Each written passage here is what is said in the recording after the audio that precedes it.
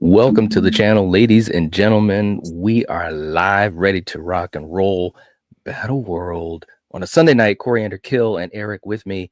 And guys, we're going into the Elimination Chamber tonight. What's going on? Not too much. Glad to be here, dude. All right. Ready for this? All right. This shit Sounds done? good. No, I'm just joking. Okay, for you guys in the chat, thank you so much for being here. We appreciate you hanging out.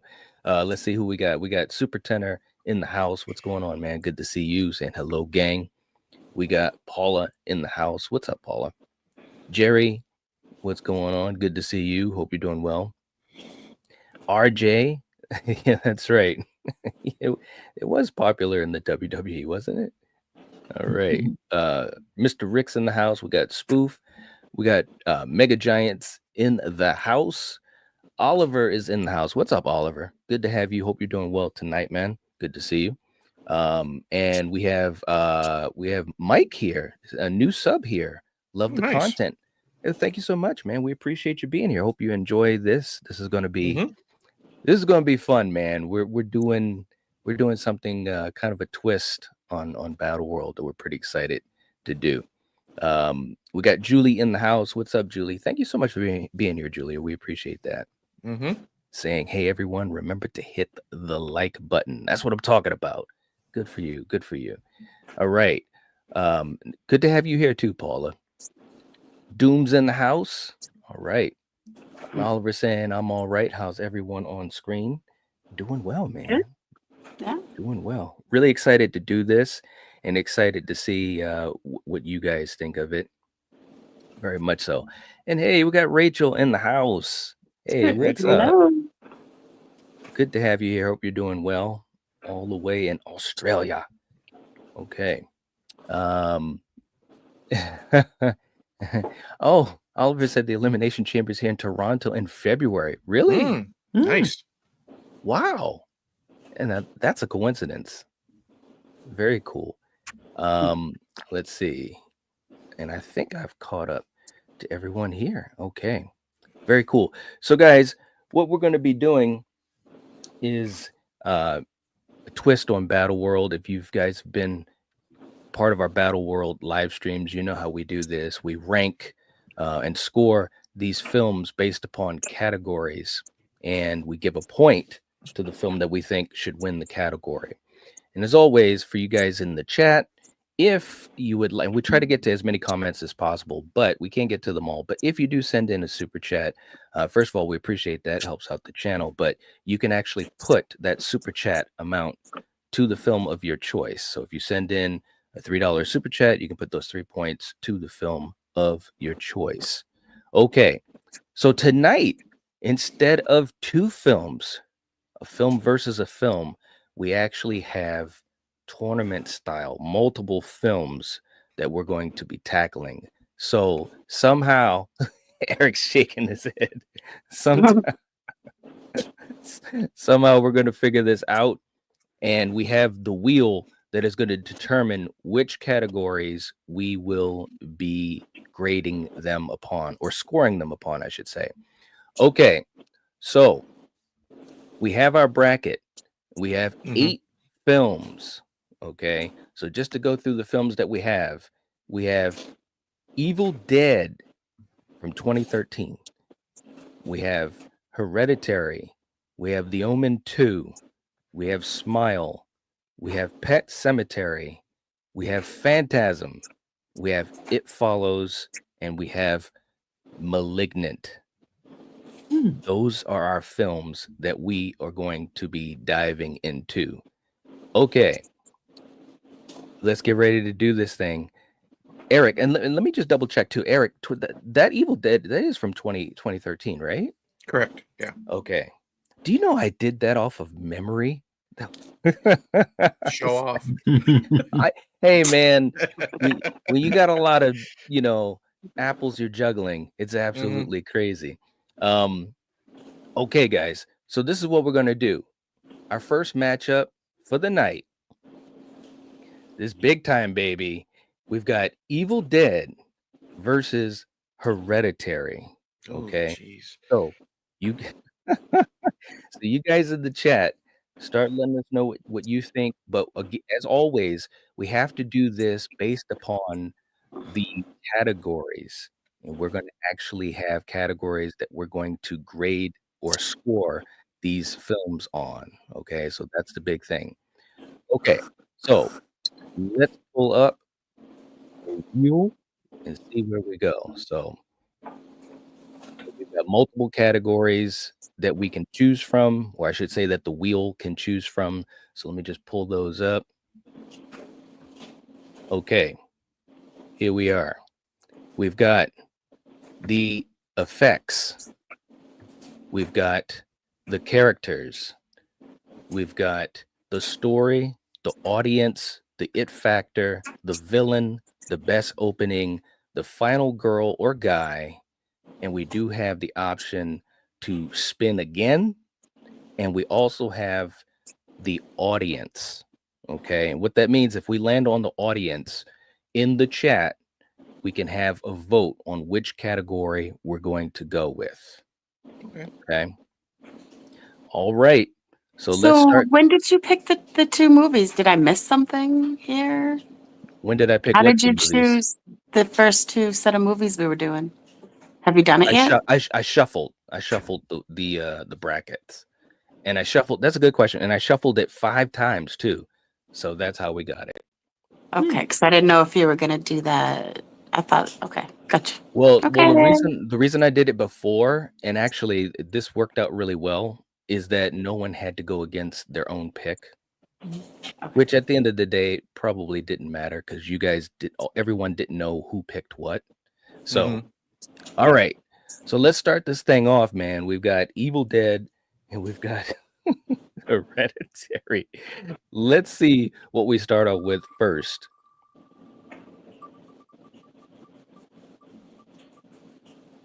Oh, ooh, the finale. Jeez. The finale. Okay, so let's do this as we always do this. Kill, we're going to start with you. When we talk about Evil Dead and we talk about Hereditary and we look at the finale, which could be a couple of minutes, it could be maybe 15 minutes. Who do you give the point to and why?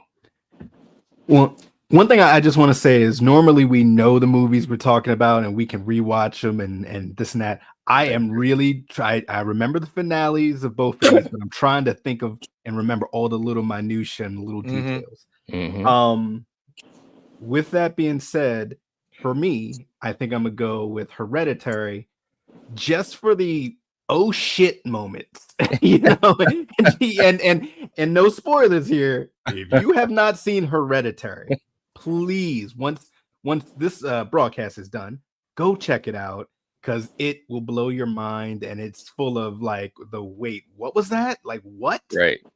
So no disrespect to Evil Dead, but I'm going Hereditary. Okay. All right. Eric, how about you? When we talk about the finale of these two films, who do you give the point to? Who do you edge it out to? Kill, and this does happen. Kill kind of influenced me a little bit, and I'm gonna agree with sorry, him. brother. No, that's fine. I'm gonna go with Hereditary because just like what you said, the oh shit moments. Now, Evil Dead has its own oh shit moments at the end of it, It and does. it's glorious. It's so good. But I think the oh shit moments in Hereditary are more impactful. They sit with Mhm. you a lot more after the movie's over. Like I'll be like Hill, I won't spoil, but let's just say the moment where somebody saws something, you know what I mean? Yeah. We'll leave it. Yeah. Knight knows what I'm talking about when I talk about the Spider-Man moment. You know what I mean? On the Right? walls. And then Ah. just the way the movie ends, and after you're following these characters, you just don't know how to feel, especially because we're keeping it spoiler free, like me and Kill are. Like, if this is your first time watching, you don't know how to feel at the end of this movie. Definitely. What did Right. I just see? Do I like what I just saw? Will I watch it again? And it's one of those that does sit with you. I have to go with Hereditary. Wow. Yeah. Okay. All right. That's good for you, buddy. Good for you. Okay, No Coriander. lying, man. There is no line here. Now, when we talk about the ending of Evil Dead, obviously Mia, the chainsaw, Mhm. the Okay, shower, so I was wondering the which sh- one you're talking about yeah. with the Let me. chick. That's why I'm doing it. The shower of blood, fighting the abomination that comes up out of the ground. Obviously, it was an action-packed and blood-soaked finale for Evil Dead, and of course, with Hereditary, Annie, Toni Collette is Annie. She makes Yeah. a lot of choices, okay? Mhm. And it doesn't matter if you're her son or not. I mean, just the chase and of course what she does and um the ultimate possession, you know what I'm saying, was just absolutely crazy. So who do you think should get the point for finale between the two films? Well, I really didn't care for this remake. Mm. So I am giving it to Hereditary. Yeah. Okay. All right. Okay, now for me, let me and I've said this so many times. Did a recent video on it. If you guys haven't checked it out for Hereditary, you got to check it out. This film is crazy, and it builds up. Like it starts out where you think it's one thing, and it goes Mhm. on this roller coaster ride. And by the time you get to the last, I want to say at least the last half hour, easily could be 40 minutes or so, like you're just like, I have no clue where this thing is going. You're so invested in multiple characters in this film, Mhm. and the door keeps getting slammed on your face, literally. It's such an emotional roller coaster that it has. So I definitely, and as much as I think Evil Dead did a really great job throughout the whole film. I mean, Fede Alvarez is awesome. He's Mhm. just awesome director. Obviously, Don't Breathe, Alien, Romulus, so we know he's awesome. But I've got to edge this out to Hereditary. I really, really do. That finale was balls to the walls, man. Mhm. So, Mhm. all right, we're gonna go with Hereditary for the finale. Just let me check into the chat here. We got some other people jumping in. Welcome to you guys that are just stopping in. We got Scott. We got Danielle. Welcome, guys. Hope that you guys enjoy this. We got Baywatch. Kay's in the house. All right. Good to see you guys. Okay. So for finale, when we're talking about for finale, let's have you guys let us know. Yeah, Super Terror. It's not the original Evil Dead. It's the 2013 Evil It's Dead. too bad. That would be a different story. Would it though? Would it? Um, I don't well, know. I Not like for it me. better than Oh, it would okay. Yeah. have more of a shot. So yeah, it would get Okay. more points, maybe. Okay. All right. But, yeah, I got you. And yeah. real quick too, we got Super Tenor gifting a channel membership. Hey, thank you so much. We appreciate that, man. Mhm. Very, very cool. Looks like it went to Carrie. Awesome, awesome. Good to have you. Good to have you. And thank you guys for giving some thanks. Okay, so we've got the finale down. So let's go to our next category that we're going to spin. We're going to go through 4 categories. Okay.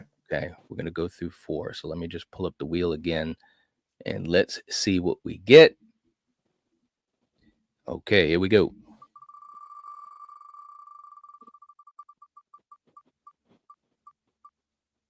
Ooh, ooh, oh, is it going to change? It did. Oh. It did. Okay, so this is what we're gonna do. Audience. For you guys in the audience, you guys can pick the next category that we are going to do, and then we'll randomly pick someone and use that as our choice.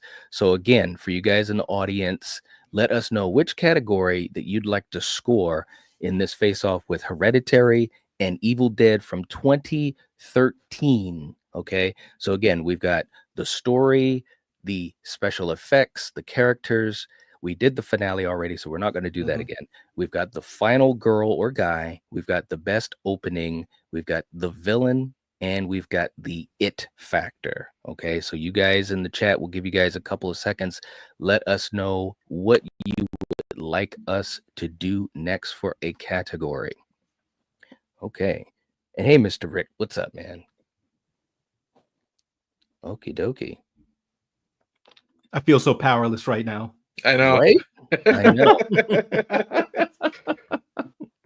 What's up, May? Mayann's in the chat. Good to have Hey, you, May. May. You're doing well. Okay, and we've got Motionless Zombie. Welcome to the chat. I like that, Motionless Zombie. That's awesome. Okay. Now, Eric, do you have the chat open as well? I do, yes. All right. Are you able to like scroll and just kind of point your finger to choose Sure, one I'll of? just scroll, and the first one I'm going to pick will be the first one I see. Okay. First one I see after I'm done scrolling back and forth. Motionless Zombie picks story. Story. Okay.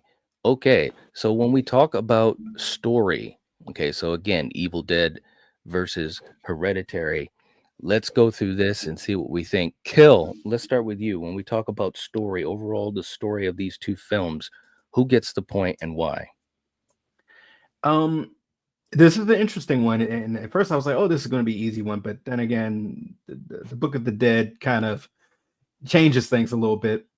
As far as the stories of both, they're kind of on the same level for me, but the difference is the complexity of the characters. Mm, With that being said, I gotta go Hereditary again, just for all of the relationships there, the family dynamic, the mother-daughter dynamic, the mother-son dynamic, the lineage. It's a lot of stuff. I don't want to. I want to, Eric. I want to tiptoe. I don't want to I know, say too I much know. because I love Hereditary with a passion. But there's no lying here. Just those complexities. I have to go Hereditary. okay. All right. Eric, how about you? I do like the story to the Evil Dead remake. It's not just a group of kids hanging out in the woods, for a night. They're trying That's to right. help their friend get clean and stuff like that. They do have a great relationship with each other. But like the backstory, I go in Hereditary, the backstory with that family, how they're struggling more. You know what I mean? Not to Mhm. knock the struggles of addiction, but they're struggling a lot more.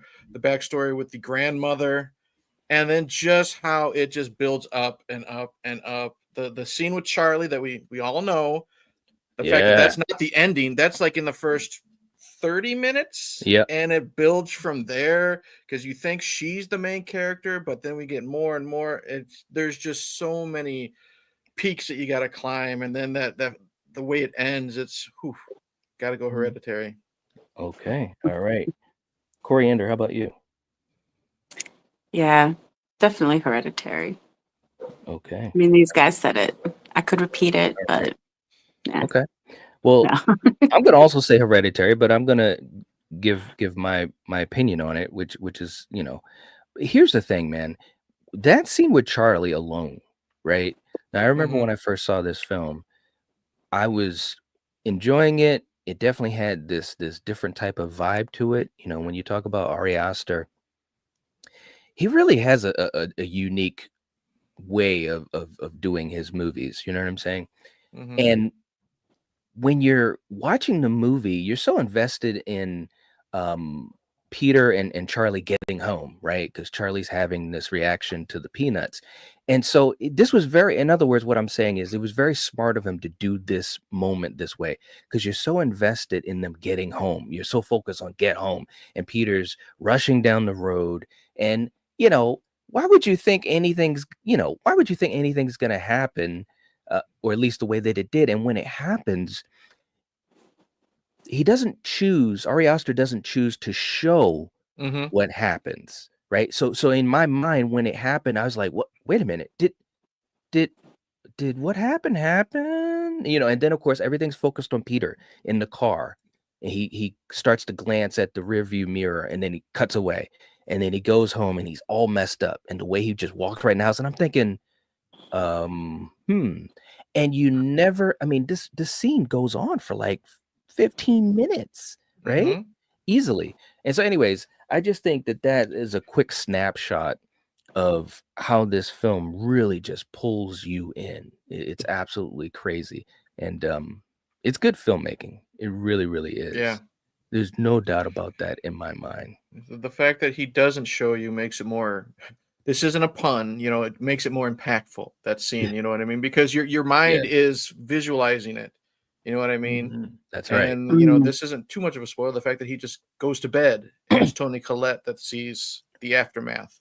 Yeah. That's what sticks to you. Because you don't And see her seeing it either. Right. You know what I mean? Oh, yeah, you just said it right there. You don't see her see it. You hear her see it and the reaction. And bro, I can't lie, man. Even to this day, that still sends a little bit of a chill down my spine. The way she reacts and her wail bro, is it's frightening, dude. It's bro, very scary. It's sad. a crime. It's a crime believable. Yeah. If it was anything less, it wouldn't be believable. Yeah. So I agree. Okay, guys. Let's go to our next category. She should have been nominated. There's no doubt. Her performance was crazy. All right. Hey, we got Troy in the chat. What's up, Troy? Good to see you. Hope you're doing well. We're doing pretty good. All right. All right. Let's go with our next category. See what the wheel will pick. Here we go.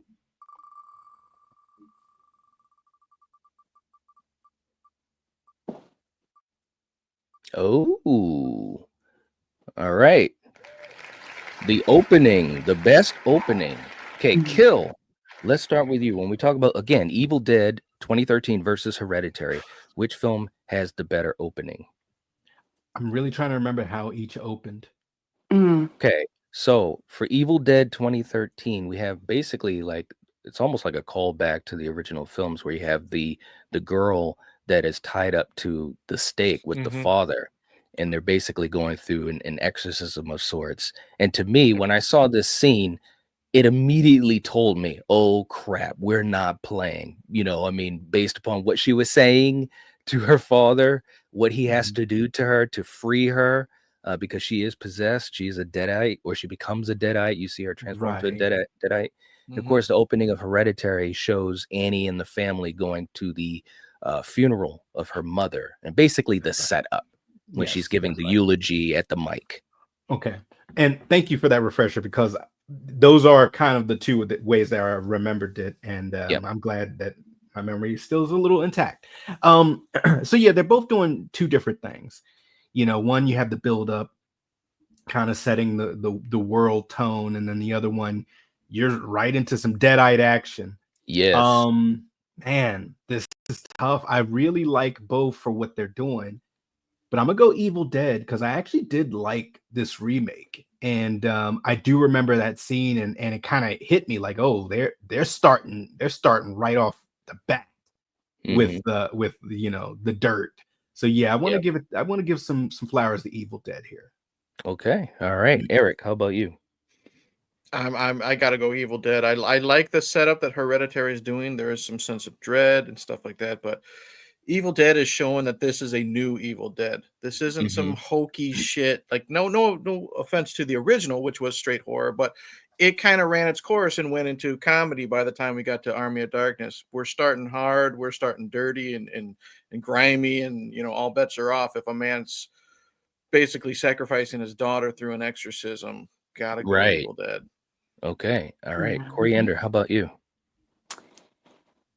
Okay, so probably the beginning of this movie is the only thing that I liked, and then it just kind of went south for me. So I will give it this point. Evil Dead, yes. Okay. All Yeah. right. And for me, I mean, again, both openings are good. They both Mhm. Yes. they're great, I should say. But this isn't even close. This has to go to Evil Dead. It's not even. I mean, and not just because of the fact that I forgot about that. yeah, and not just because of the fact that Evil Dead starts right off with some Deadite action, but it's just the way that it's crafted. Like the stakes are super high right from the Mhm. beginning, and I think, and Coriander could attest to this. I mean, obviously, I enjoy the older films, especially the first two, but I gotta admit, man, the intensity in this film was crazy right from the beginning, and like you said, Eric, as much as we love those older films, and we got kids hanging out, a cabin in the woods, blah blah blah. This film, it seemed like it had a seriousness to it. You know what I mean? You still Mhm. had the Deadite talk and all that type of stuff, and I'll crush your soul, all that type of stuff.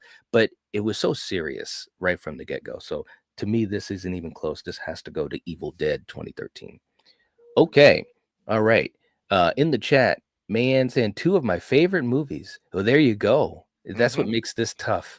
Um, Paul is going with Hereditary. Ooh, okay. Super Tenor's going with Hereditary for the opening. All right. Hmm. Let's see. Let's see. Who else? I think I'm caught up.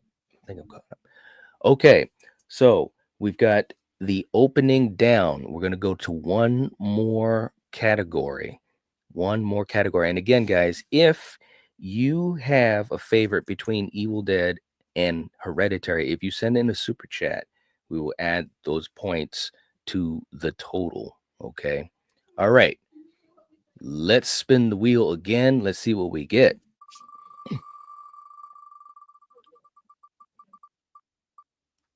Oh, oh, oh, man. Oh, man. Talk about it. It could have, well, we'll see how this goes, but it could have made things go the total opposite, in my opinion. Kill, when we talk about characters between Evil Dead 2013 and Hereditary, who do you give the point to? See, oh man, this is a little tough. It is Um, tough. It is tough. I think both movies have great characters. Toni Collette, obviously amazing on the Hereditary side, Hmm. and I forget the main actress, her name from Evil Dead. Jane Levy. Okay, thank you. Yeah, her journey. Whew. Right. A recovering addict. Yeah, you know what? This barely. If you ask me this a different day, it'd probably go the other way. I'm barely gonna go Evil Dead just because of Ooh. the group of friends and her journey and kind of how certain things they played upon, like, oh, and they twisted certain things like, oh, you thought this was gonna happen, and now this with certain characters. I'm not gonna really go into it. I don't want to spoil anything. Right. Um, but yeah, I'm barely gonna go Evil Dead on this one. No disrespect to Toni Collette, love her. Okay. All right. Eric, how about you? When we talk about characters between these two films, who are you going to give the point to? See, I'm gonna go Hereditary, and I think it's kind of like what Kill says. They're the journey of the group in Evil Dead. I'm going with the family in Hereditary because there's more than just Tony Collette's struggle. Gabriel Byrne, he's dealing with everything. Charlie, the son, even the woman that Tony Collette meets at her meetings. You know what I mean? There's just Hmm. who ends up. I think she ends up being a medium. There's Yes. just so much mystery to them that it just intrigues me more. You know what I mean? Hmm. Because this is a family that's been suffering obviously for years. You know what I mean? Right. Before the movie even started. So we have all that baggage, and then all the actors that are dealing with that. It just makes me intrigued a little bit more. So I got to go Hereditary. Okay. All right. Coriander, how about you? When we talk about characters, Evil Dead versus Hereditary, who do you give the point to? Definitely Hereditary. I didn't care about any of the characters in Evil Dead, you know. So, and there's so many things, different situations that happen in Hereditary where it's like, yeah, I mean, it's if you don't feel sorry for this family, then yeah, I don't know, man. I don't know what to say. All right. Okay. For me, I think both movies did a good job. When you're talking about horror, okay, and you're talking about two subgenres of horror, when you talk about, they're kind of the same. Possession, you know what I'm saying? One has deadites, but the other one does. But you get what I'm saying. When you're talking about possession films, I think both of these movies showed how you can do it in a way where there's some emotional weight. This isn't just a mindless, hey, we got $20, we're going to make a movie and get some profit. Like, they really did a great job, both of them, character wise, I think. But to me, I gotta go with Hereditary on this. I just think that overall, like even outside of Tony Collette, like, seeing Peter going through what he went through. I mean, Alex Wolff, I tell you, that guy, he did a great job in that film. He really did. I think Millie Shapiro was great as Charlie. Kind of like, we got so focused on her in the trailer and the marketing, and it's like then we get the carpet pulled out from underneath of our feet. But I just think in general, Hereditary had more weight when we talk about characters. So I'm gonna go with Hereditary on that. Okay, now so far what we have a score of 11-5 for Hereditary. Okay, we've got 11-5. If anybody wants to help out Evil Dead, this is your time to do it. Let me just jump to the chat. Yes, I agree. Very, very cool. And hey, Spoof, good to see you. Hope you're doing well. Spoof saying hopefully it stays in the game. We'll see. We will see. And Troy's coming in with a super chat. Thank you so much, man. We appreciate that. Very, very cool.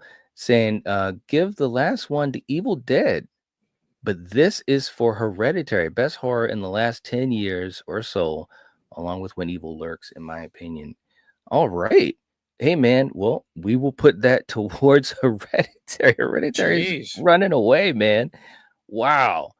We have no Evil Dead fans. Oh my gosh. All right, man. So Troy, thank you so much for the soup chat. We appreciate that. It helps us out a lot. Let's do a clip. He's already asking for. Hopefully I keep this for a long time. Here we go, man. But the cream, yeah, let me say it here. Let me say it out loud. Yeah, you mean Gene Okerlund. You know that I'm the cream. I am the cream, yeah. All right. Okay. Randy said it. Okay. So for our first matchup, we're going to add that to Hereditary. We're going to submit the scores. Obviously, this was a runaway. Yeah. An absolute runaway. So Hereditary moves on. It moves on. Okay. Let's go to our next matchup. We have Pet Sematary versus Phantasm. Ooh. Pet Sematary versus Phantasm. Okay, so same rules apply. We're going to go through multiple categories and we're going to score them based upon which we think deserves it. And Mayan's like, she's jumping the gun. She's like, Pet Sematary. All right, so let's go. Let's go to the wheel and let's see what our first category is going to be. Okay. Here we go. Let's spin the wheel.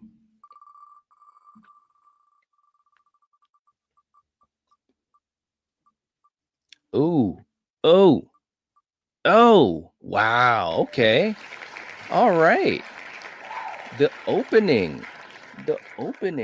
Okay. So when we talk about the opening, as always, it's all about the first, couple minutes, could be the first 15 minutes.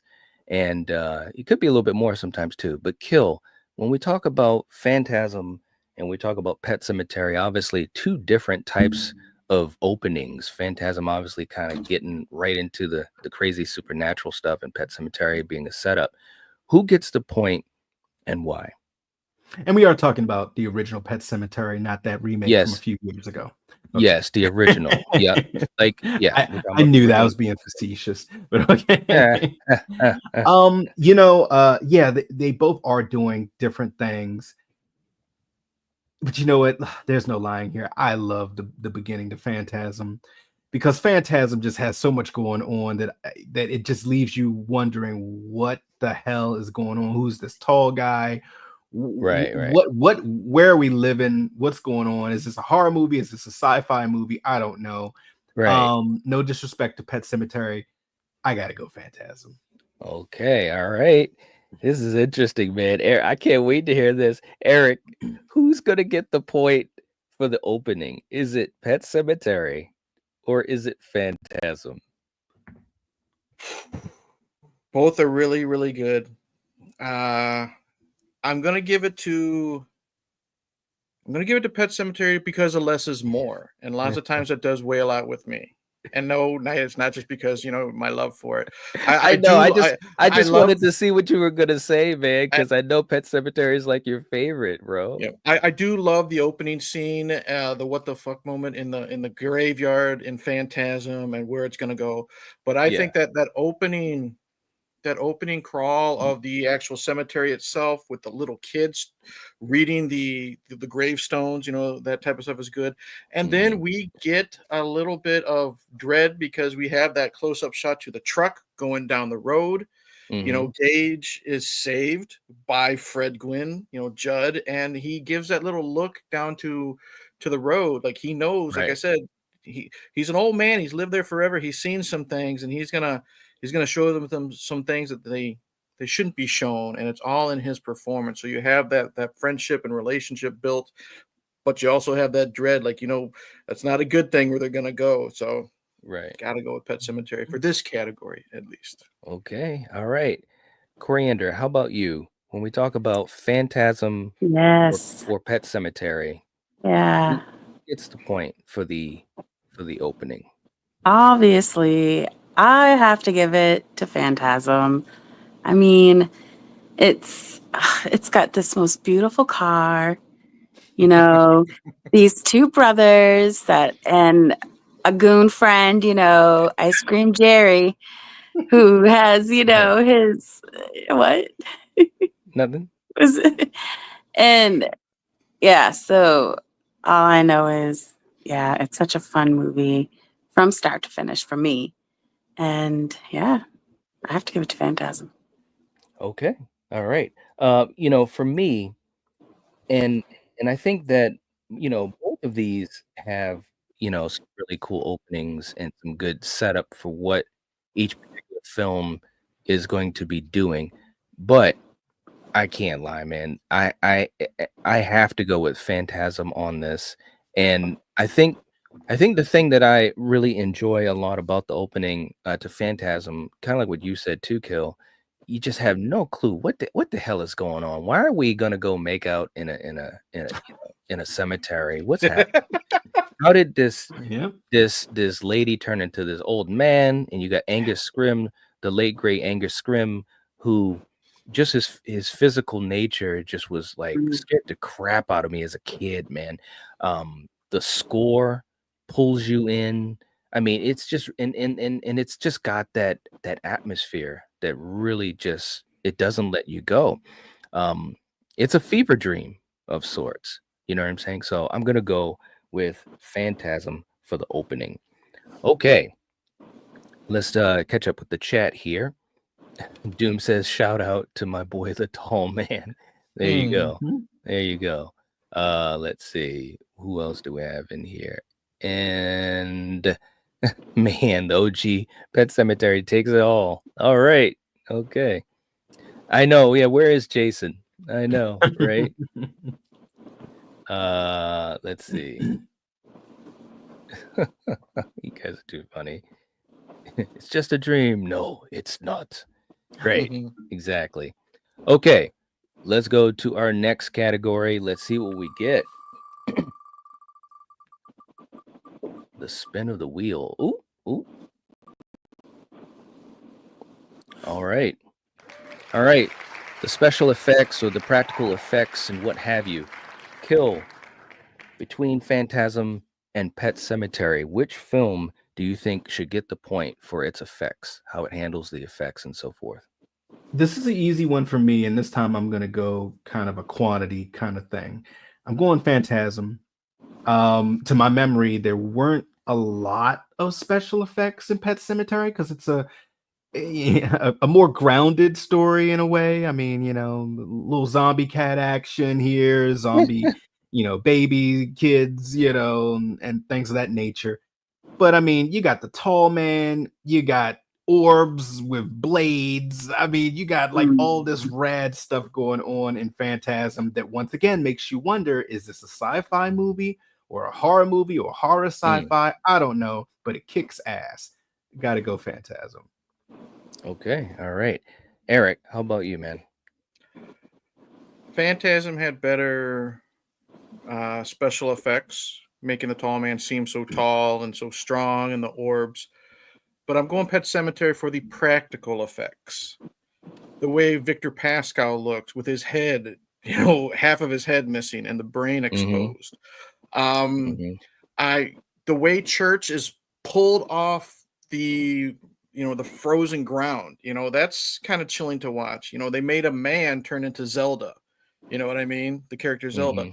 And then the way Denise Crosby looks with her half of her face, I hate to say, scooped out and the pus and everything at the end.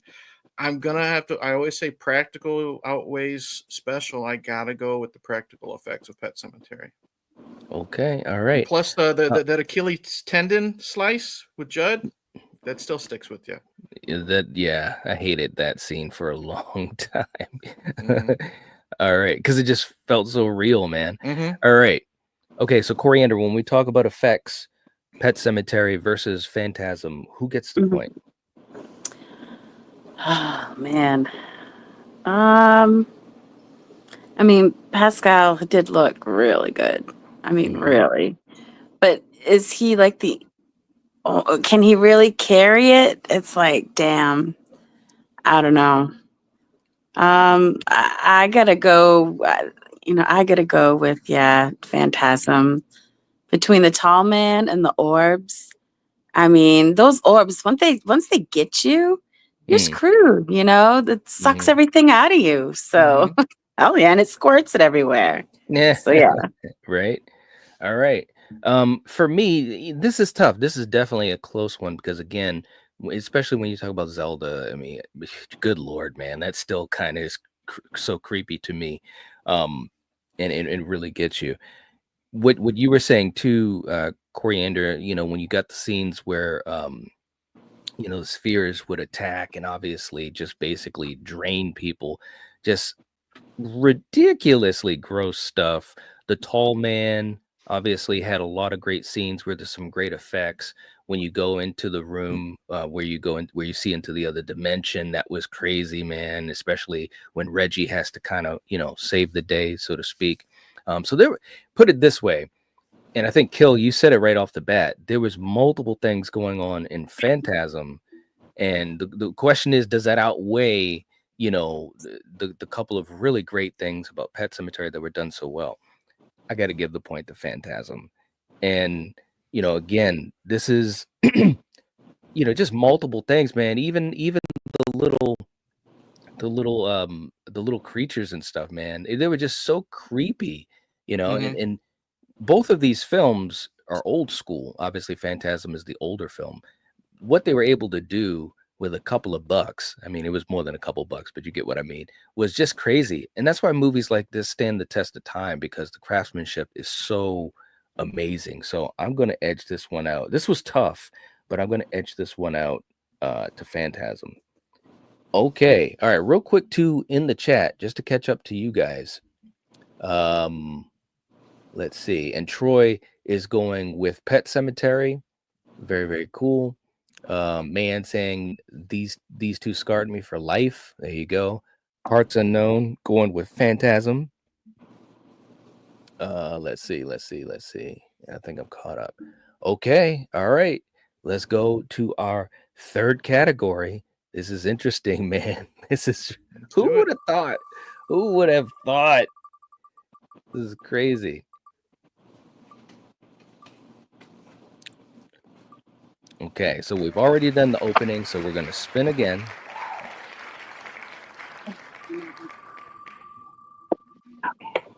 The opportunity for chance is crazy. Wow. It went to another one we just did. That's crazy. All right. Third time's the charm. Could be. Let's do it. It could be. Wow. Wow. Maybe not. It's like we want a recount of the special effects.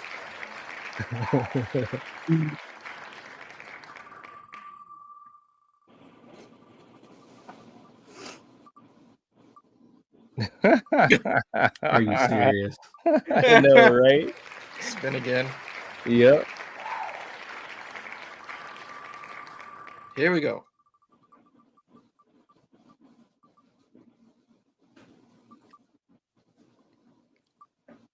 All right.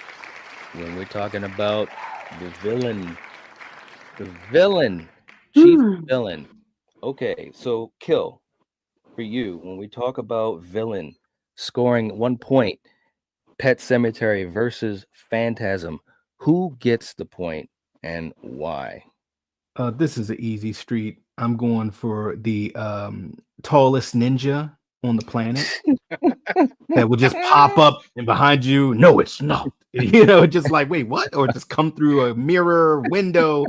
You're eating a sandwich. He pops up out of the dishwasher. This guy. I gotta go with the tall man, so I'm going Phantasm. Okay, all right. He's so funny eating the sandwich.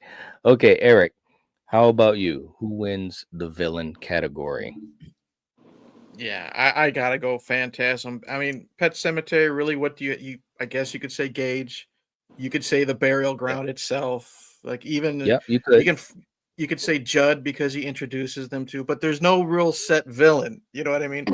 You know who the bad guy is in the very beginning of Phantasm, and it's really hard to top him. Not just by his size, but also the strength, the ninja skills, like Kill's telling you, and just the overall presence. I said it before, that one scene where he's just walking down the sidewalk.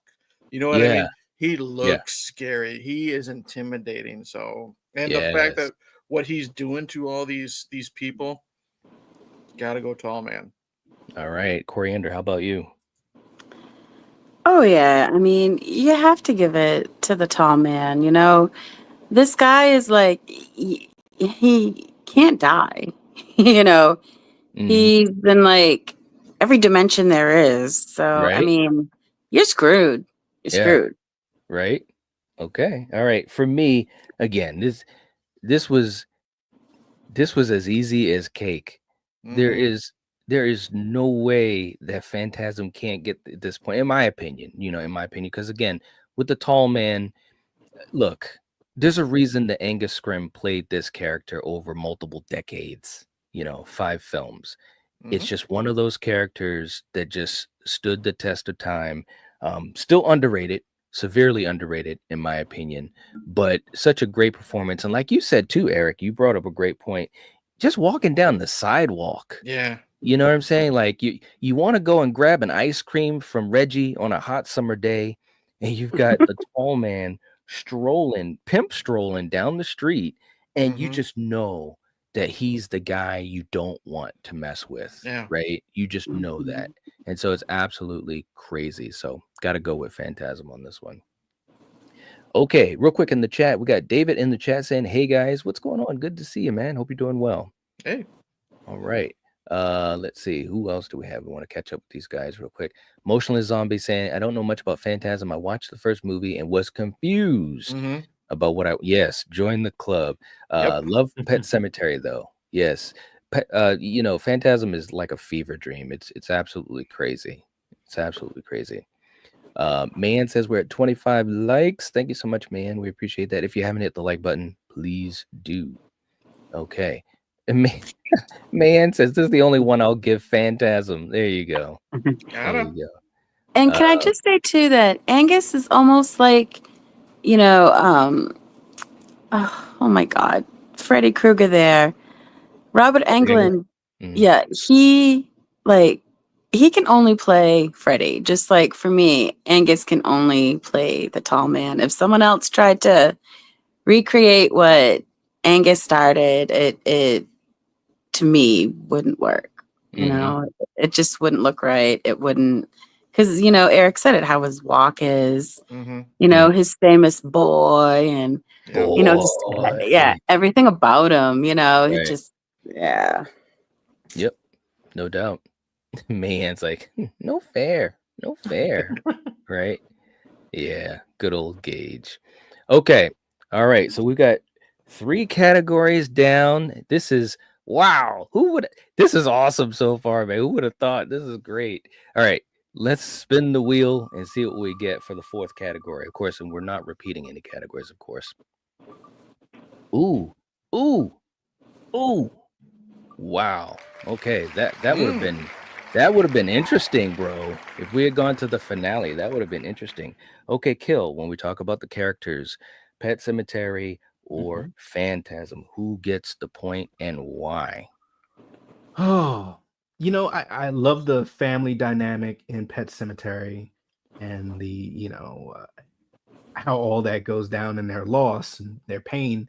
Mm-hmm. But I love the brotherly relationship and the big brother kind of relationship with Reggie, and just how those guys just bond together with, like if Phantasm didn't have as much blood and gore, it would be a Steven Spielberg kind of like kid-centric adventure movie.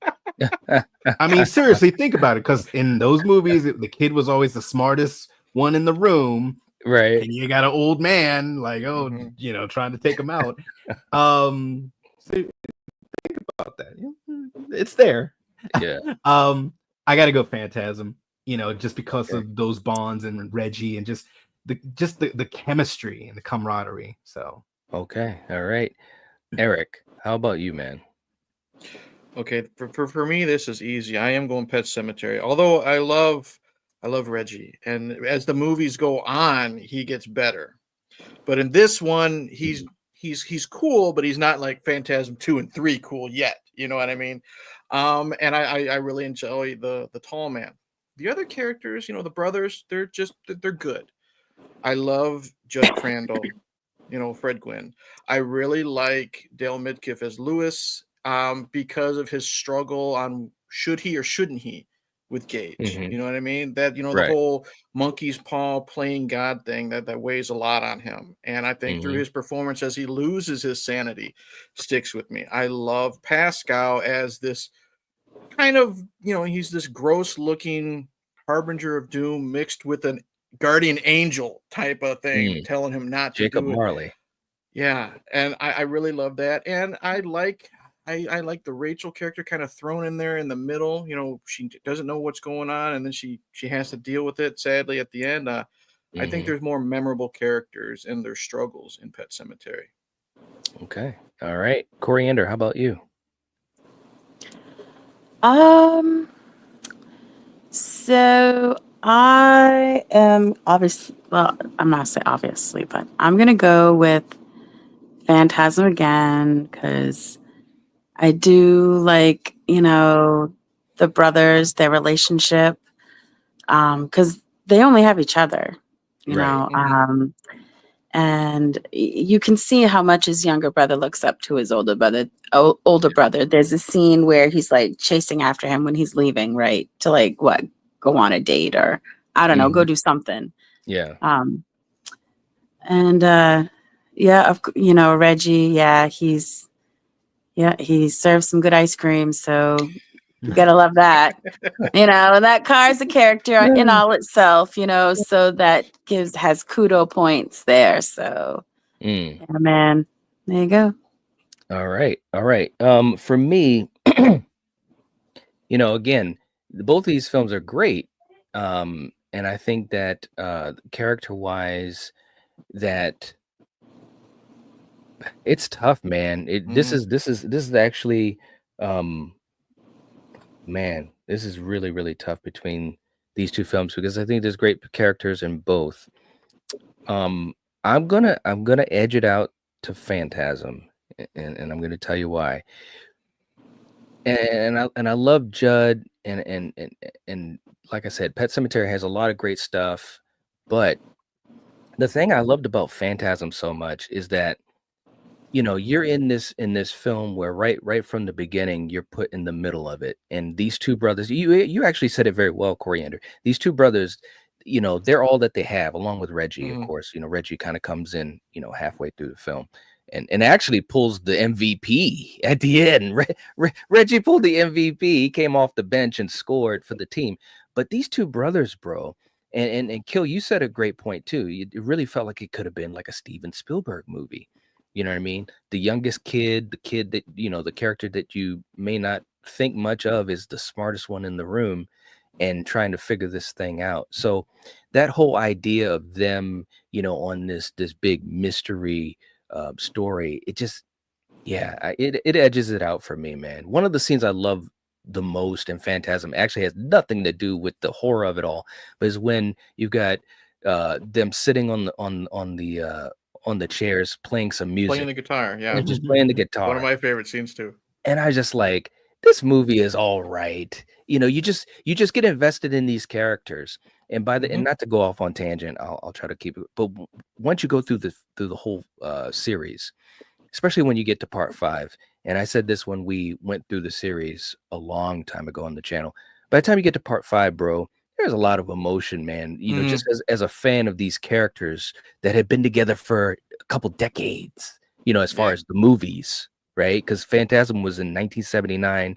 Ravenger came out in, I don't know, it was like the mid 2000s, late 2000s, whatever it Mhm. was. That's a long time. We literally saw Mike grow up from Yep. a little boy to what was he, a 30-year-old, late 30s or whatever. So anyways, by the time things are happening in the 5th film, I won't get into it, but it's emotional. It's Mhm. really emotional when you kind of start to get to the end of the road, so to speak. So I'm gonna go with Phantasm. Okay. Wow. Wow. Wow. Wow. Okay, guys. Let's jump into the chat. DJ's in the house. What's up, DJ? Good to see you. Hope you're doing well. All right. Super Tenor saying, yeah, Pascal, definitely the voice of reason, like an American Werewolf in London. Yes, Mhm. like Jack. Yes, absolutely. And we've got Troy coming in. Oh, here we go. We got Troy coming in Ooh. with a super chat saying, I've had a bad day to say the least. Oh, I'm sorry to hear that, man. Yeah. Hopefully it's better now. Saying, I'm rigging this for my enjoyment. Pet Cemetery for the win. Wow. Okay. Well, there we go, man. All right. So let's do. Oh man, man is so happy about it. She's like, woohoo! All right, let's do a quick clip. Troy, thank you so much for the Yeah. super chat. We appreciate that. It really helps us out. And hey, man, it is what it is. Okay, let's do one that we haven't done in a long time, and it became a mantra. And actually, I got reminded of this. I can't remember the conversation we had the other day, Coriander, but I got reminded of this. And sometimes you just got to know if people that you love are going to be there. Here we go.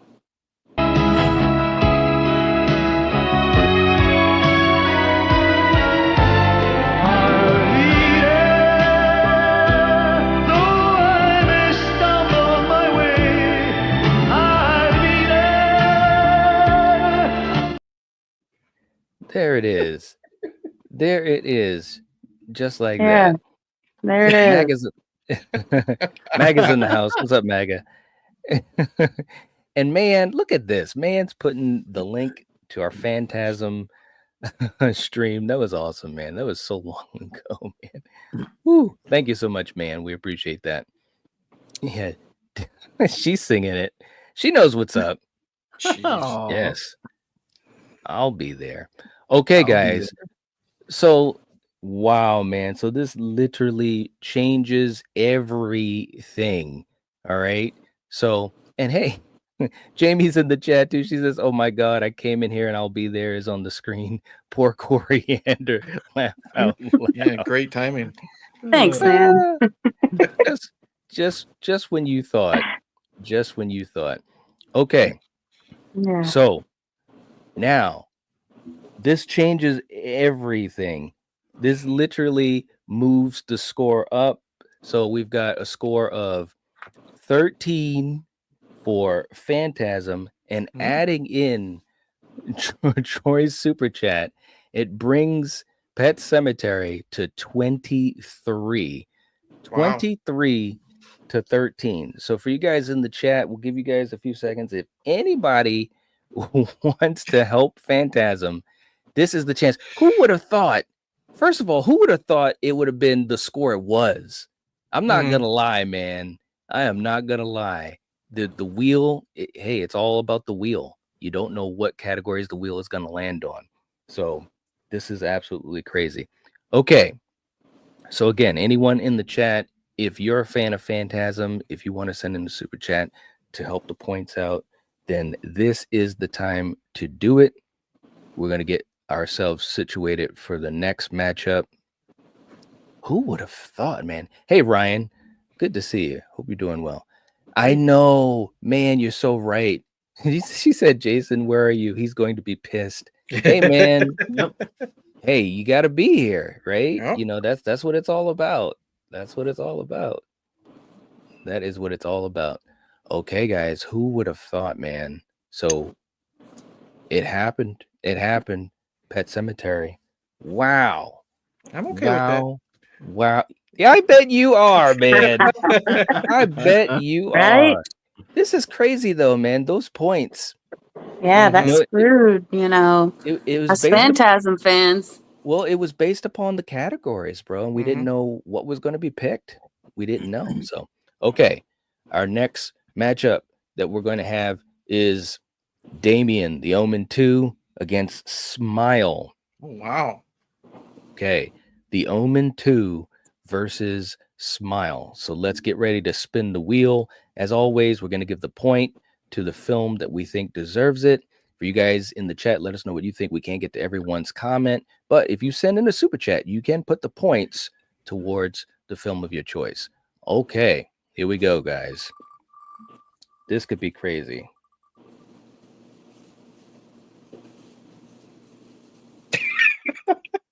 All right, we're gonna spin again. Who would have thought?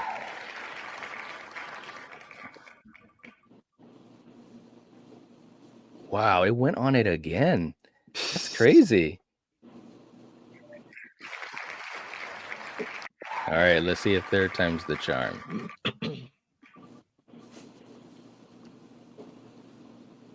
Okay. Right. All right, we're going to start this off with characters. Okay, Kill. When we talk about characters in The Omen 2 and the characters in Smile, who gets the point? You know, as other than Damien, some of the characters are I'm drawing a blank on. Well, we have his cousin Mark, who they go Okay, to the yeah. military academy, so they have like a brotherly relationship. There's a huge conflict when Mark starts to suspect who Damien is. We've got Lance Right. Henriksen, who was the The aunt and military uncle. teacher. The aunt and uncle basically played the huge part of it because Damien went to live with them, and so forth. Okay. Now with those back on the Smile side, I mean, you have our main protagonist, her fiance. He's thinking she's going completely nuts. So some of her co-workers are like barring her from the building. Of course, you have a poor boy that just got roped into all this. The detective, man. You know, I gotta go with Smile, and the reasoning for that is something I said a little earlier. It's just all the trauma bonds around these relationships, around the central main character, how they all care about her in one way or the other, and how they're all kind of looking at her like, yeah, just like, are you loco? You know, Right. no, just all right. but yeah, it was fine. Okay. All right, Eric, how about you? I gotta go Smile too. I really like the characters in Omen 2. The Damien is portrayed great. I love the conflict with him and his cousin Mark. Uh, the problem is the other characters to me they're just kind of sprinkled in. You know what I mean? Lance Henriksen's great, but we only get like 10 minutes of Lance. You know what I mean? And that in this category that says a lot. Um, the main protagonist in Smile, it's so good what she has to deal with from beginning to end.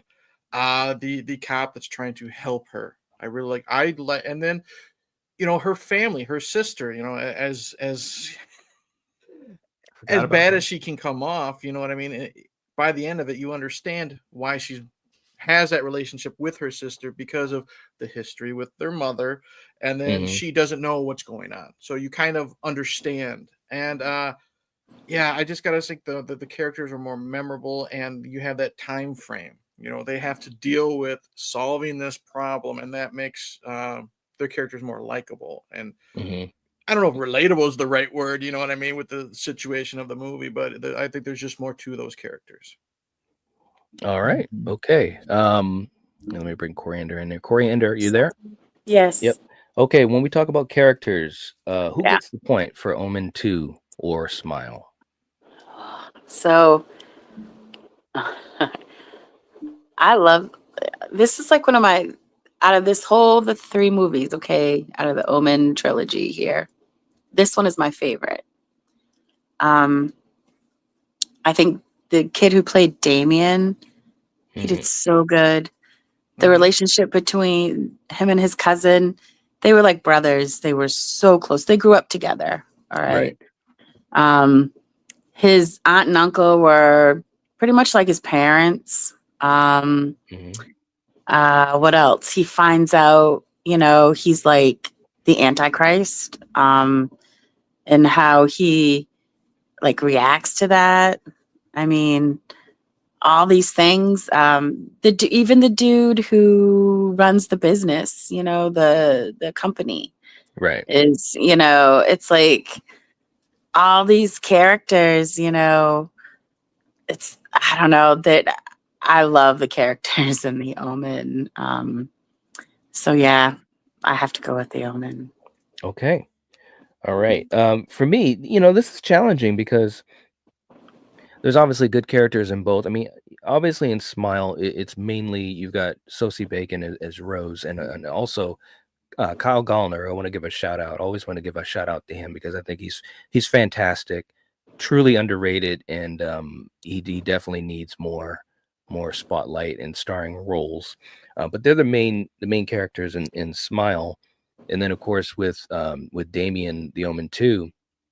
You've got Damien, you've got Mark, and you've got the uncle and the aunt. Those are like really the characters that are in the forefront. This is tough, man, but I gotta edge this out to Smile. And the reason What? I'm gonna edge it out to Smile, Sosie Bacon Yes. Oh, alone, I think that her performance, as her character was just so gripping. Um, I've said it quite a few times, and we were just talking about Toni Collette a while ago. I think Sosie Bacon is not at the same level, but she's in the parking lot. She's in Mhm. the parking lot as far as what she was able to do and the spectrum of emotion that she had to show. You felt so damn bad for her, man. It was absolutely crazy. Like at the birthday party with the cat. I mean, it's like when I first saw that, it's like, no, are you serious? It was Yeah. absolutely crushing. So I got it. This is close. It's actually pretty close for me. But I've got to edge it out to Smile. Okay. In the chat, we got Paula going with Smile, Super Tenor going with Smile, man saying haven't seen the Omen 2, so Smile. Oh, you've got to see it, man. Yeah. You've got to see it.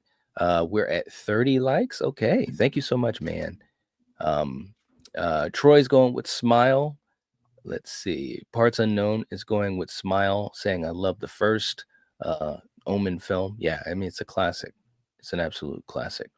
Okay, next category. Let's see what we get. That was a tough one for me, anyways. Yeah.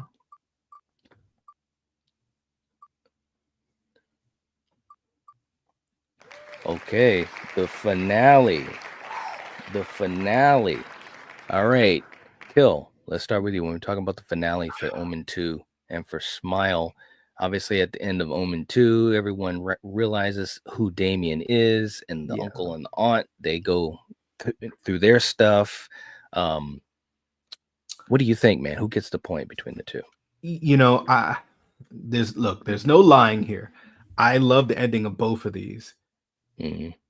But that mind fuck ending in Smile, I'm not gonna go into it too much. And then the reveal of what the Smile creature looks like, it's like, what in the hell is that?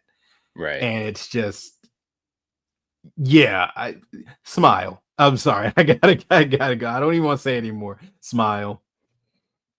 All right, Eric, how about you? Yeah, I gotta go with Smile. Pretty much everything Kill said with the mindfuck scene. That shot there, I won't spoil that because there are some people probably in the replay that haven't seen Smile yet. That had me yelling at the TV. You know what I mean? Yeah. What she went through with that little reveal. What she does to end the film, I'll keep it as vague as possible, is really heartbreaking at times. I mean, you can put two and two together, but seeing what this woman had to deal with, and there is a sequel. It's got a great opening to, even if there wasn't Smile to leave it open to a sequel. But if it was a standalone film too, I think that would have been a great way to end the, I guess you'd say, franchise. I gotta go Smile. Just so many moments again that stick with you, and just mess with your head after seeing what these characters have gone through, and there's still more that they're dealing with at the end of this film. All right. Okay. Coriander, how about you? Oh, Coriander, you there? Yeah, so the end of the Omen is really good. I don't know if you guys remember, you have does the train scene count, right? Because that's towards the end. Yeah, when the uncle realizes that Damien Yeah, is the Antichrist. Yeah. And he sees his colleague getting killed. He sees Damien's face on the wall, the painting, that was in the train.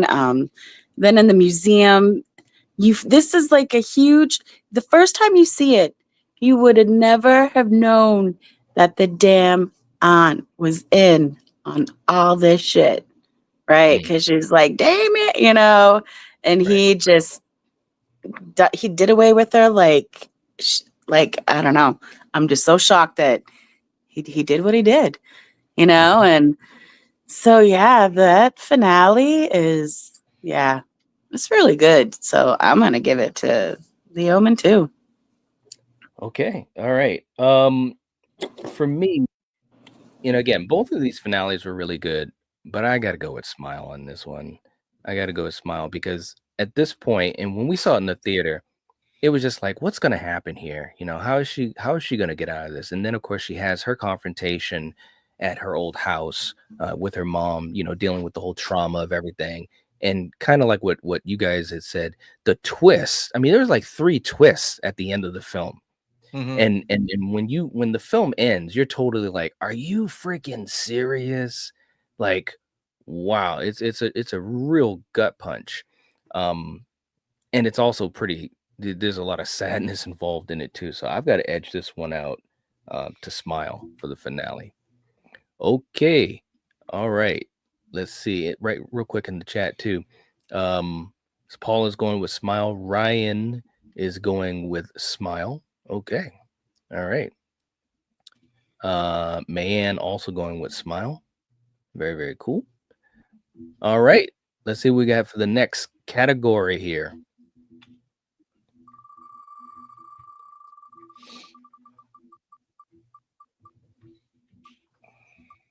Okay. The story. All right. Kill. What are we thinking? Well, I'm kind of two minds. One is a sequel, and one is an original first story. Even though the sequel adds a lot of things in the Omen, it's still kind of just adding on. Hey, there's something about this kid. Some people want to kill him. Some people want to worship him. and then his own realization of who he really is.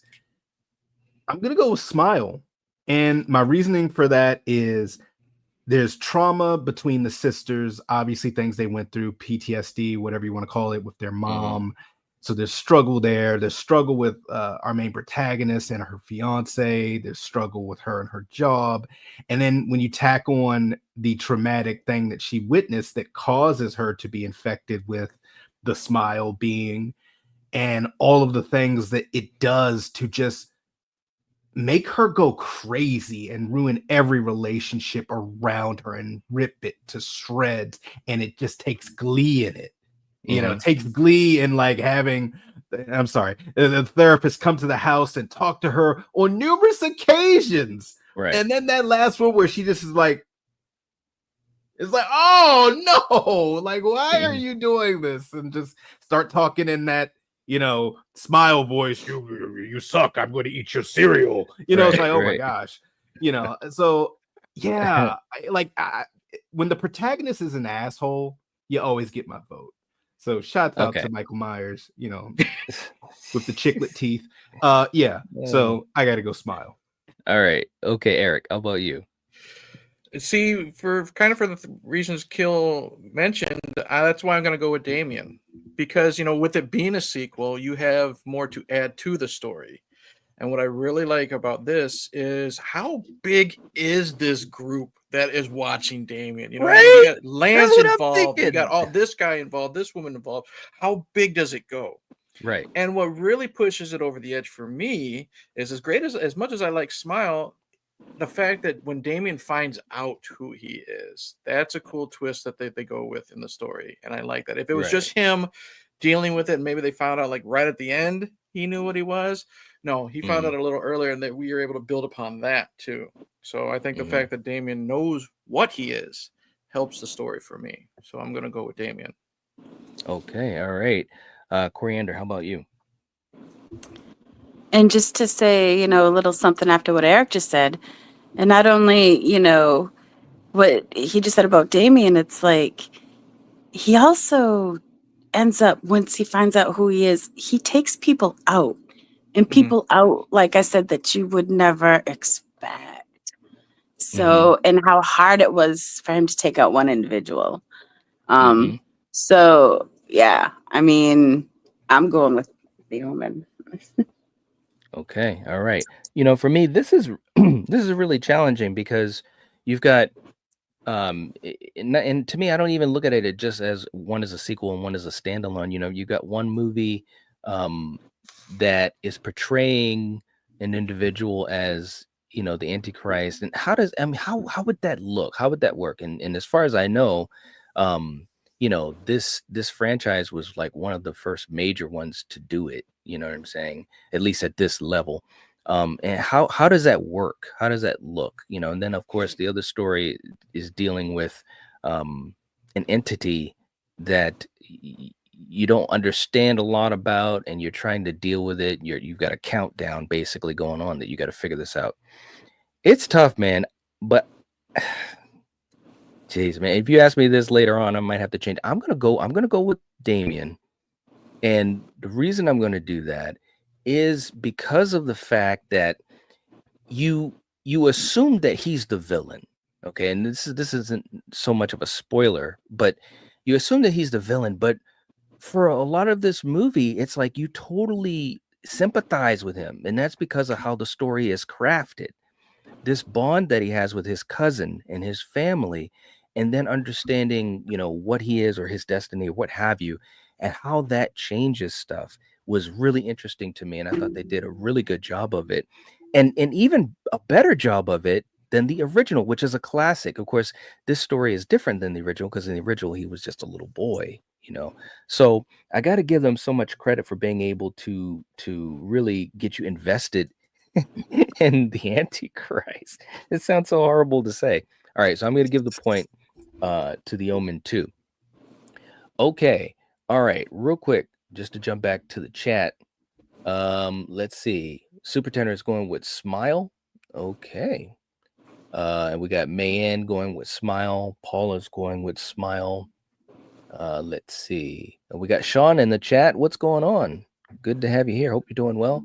And we also have a super sticker, dollar super sticker from Sean. Thank you so much. We appreciate it. Nice. Very, Yeah. very cool. Let us know if you want that point to go to Smile or to Damien the Omen Part 2. And we can put that in there for you.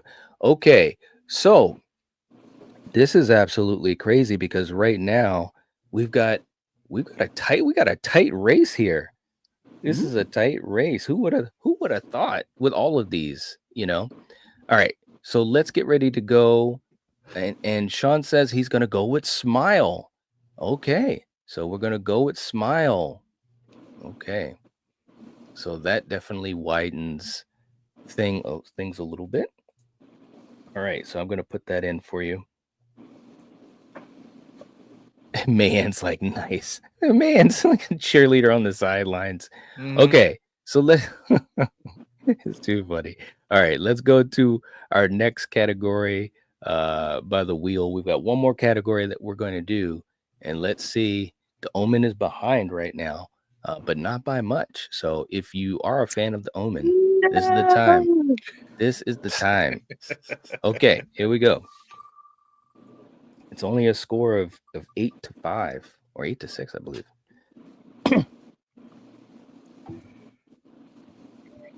All right. The effects. The effects. All right, Kill. When we're talking about the effects, obviously, in both of these films, a couple different examples, whether it's the deaths, how the deaths are shown, or if it's practical or what have you. Who gets the point and why? Well, these movies obviously came out into two different time periods, two different effect styles and so forth. For me, I gotta go Smile simply for the creature alone.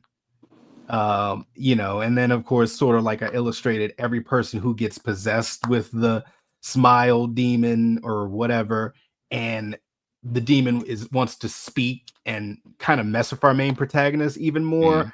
They get the black eyes and they just start, speaking in that Smile creepy voice or whatever. And then, like I said before, just finally seeing it in the cabin, in the woods with fire and whatnot, it's just like, oh, that's not what I expected. And wow, that's what it looks like when they're taking someone out. That's right. That's nightmare fuel. So yeah, I gotta go with Smile. All right, Eric, how about you?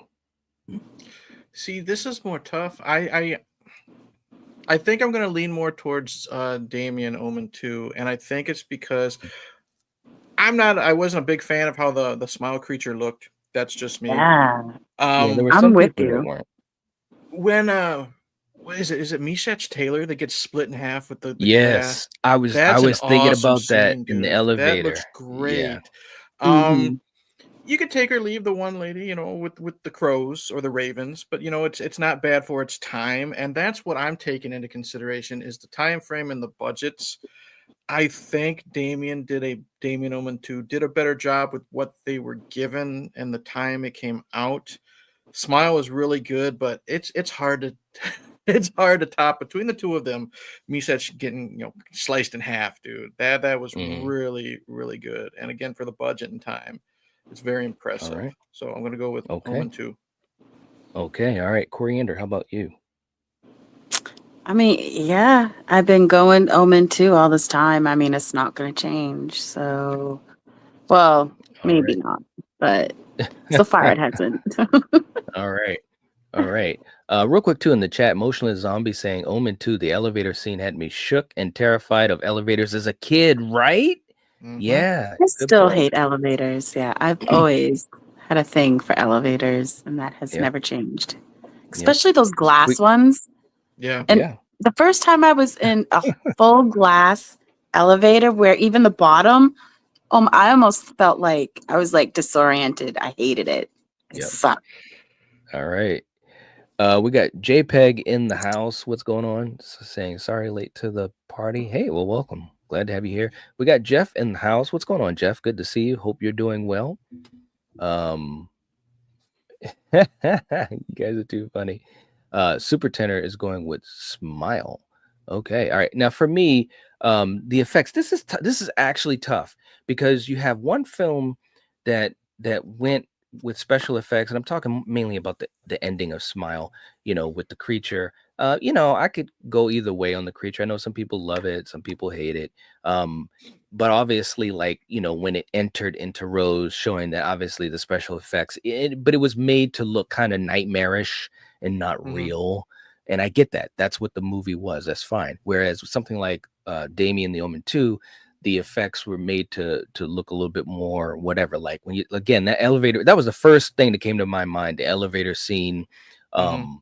When one of the business company men had gotten stuck under the ice, when Brazarian and the chemical scene where they basically got messed up by the chemicals.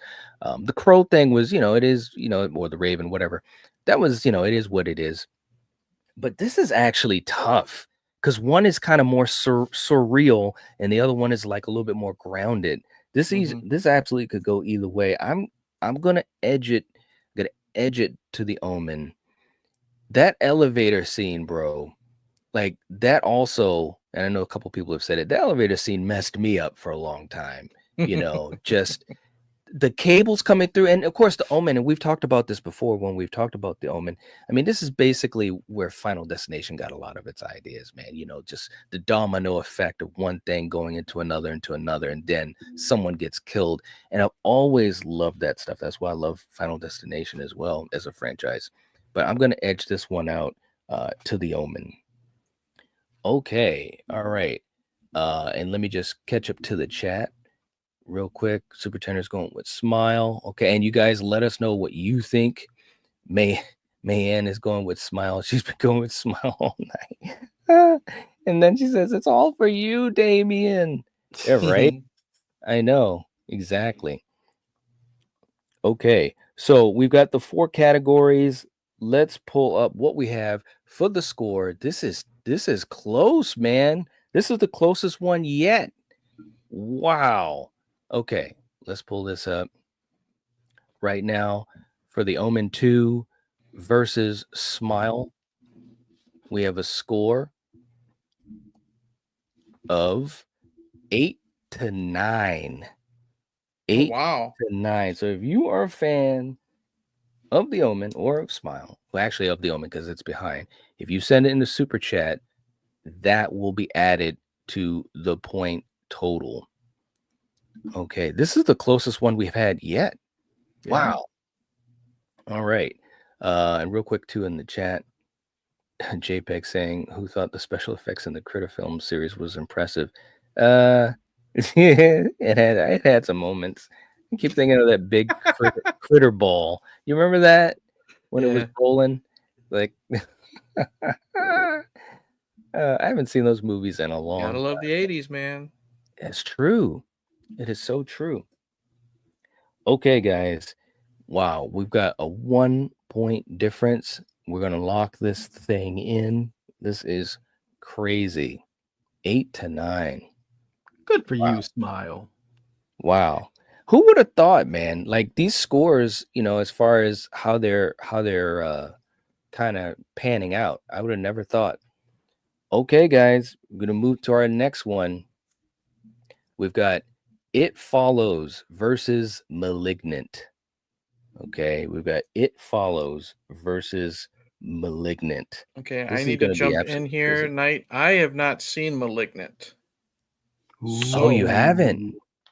I don't think personally Wow. it's fair if all my votes go to It Follows. It would be fair I to agree. Malignant. I agree. I have no problem sitting this one out. And you know me, Yep. I don't care about Yeah. spoilers. So you can spoil away with the categories. Yeah. Man, you need to see that. I thought you did see that. They're Nah, both good movies. I know Oh, it's in my queue. man. It's in my queue, and it's James Wan. But it's just I haven't. I know it's not a movie to watch in front of the kid. And now that she's 12, she stays up a lot later. true. You know what I mean? And when it's time for her to go to bed, it's usually time for me to go to bed. So Yeah, that's true. All right. All right. Let's go through this. We're going to spin the wheel and see what we get. It Follows versus Malignant. This should be interesting. Yeah. All right, we're Oh. starting with special effects, bro. Special effects. Kill. Who gets the point between It Follows and Malignant? This is wow. This is Wow. an interesting one because it's kind of unfair because you have one where it's really just, all right, that's a pale person that's just walking. It's a pale person just walking, and maybe in the aftermath you'll see a body split up. Whereas Malignant, if you know, you know. It's I'm going Malignant here just for Yeah. how the killer looks and how the killer fights and has a John Wick knife scene that's I have seen that, like an hour-long scene. All right. Yeah, I gotta Corey, go with no lying here. all right, Coriander, how about you? I mean, it has to go to Malignant. Yeah, because It Follows. Yeah, I mean, it's usually like a normal looking person. You know what I mean? Yeah. Whether it's an Yeah. old lady in a hospital gown. Yeah, that's odd, but whatever. So obviously, yeah, it has to go to Malignant. All right, I'm gonna make this quick. It goes to Malignant. It's not even close. I mean, there's great effects in It Follows, but it just doesn't top what Malignant was able to do. Yeah. Okay, all right. Let's go to our next category. Let's see what the wheel chooses. You guys see how important the wheel is? It can Right? change the fate of these questions. Yeah. It's true, man. Look, see it once you go back to it again. Oh, it almost went to. That would have been interesting, man. That would have been interesting. So we're gonna spin it again. It almost went on characters. Ooh. Wow. The wheel, baby. All right. Kill. Man, this When wheel we does talk- not like It Follows. Okay. When we talk about the villain, Kill, who gets the point? It's got to be Malignant because there is a defined villain that has a look and a style, whereas It Follows, it's an old lady, it's a tall guy, it's a girl covered in pee. It's like, all right, there was a girl covered in pee. I know. Okay, I'm not making this up. I mean, it's creepy know. because they just look at you with that look and they just walk at you. It's creepy, but there's no defined villain. All right. Okay, Coriander. Oh, No, I'm here. all right. I mean, Killian said it, you know, so yeah. All right. It's definitely going to Malignant. There's no doubt about that. Even before the third act, it would still go to Malignant just because of the murder mystery giallo aspects that James Wan was able to masterfully do. It was just absolutely crazy. Okay, let's go to our next category. This wheel does not like Detroit. It doesn't. It doesn't like Detroit. It doesn't like STD creatures. It doesn't like to be followed. Wow.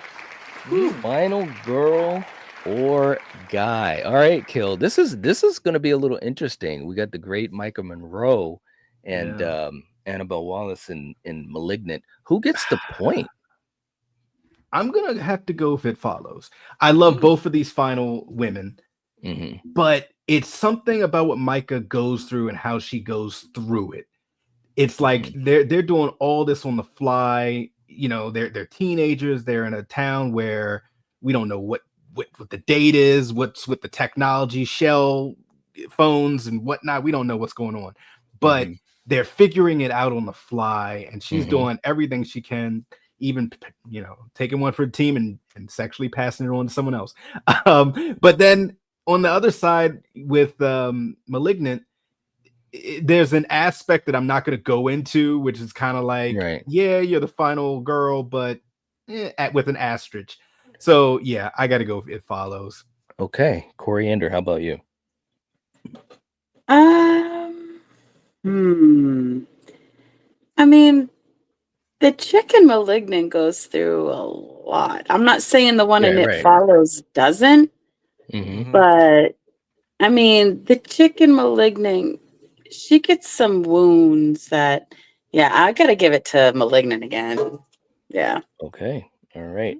This is tough. This is obviously the closest of categories, and it put it this way, and it follows obviously. You have Micah's character is in the forefront, and things are happening, or she does have her friends, her sister and her friends and stuff that are kind of helping out a little bit here and there. With Malignant, the whole murder mystery, everything is on her from the beginning all the way up to the end, even through all the twists and turns.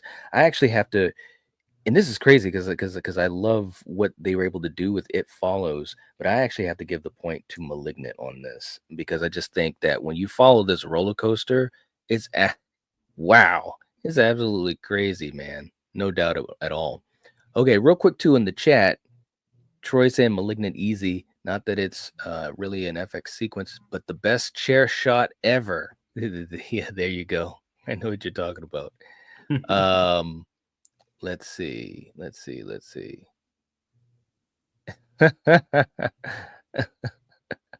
The bigger threat on the wheel. Yeah, that's what makes it fun though. Like, we don't know what we're gonna use for the categories. Super Tenor is going with Malignant. Paul is going with It Follows. Okay, very cool. All right, let's go into our next category, our fourth category. Let's see what we get.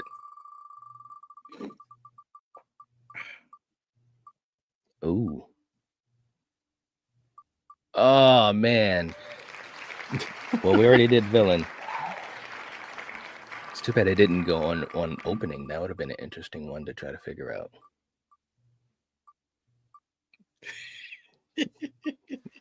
Okay. The fix is in this wheel. Nah, it's random. Come on. I know.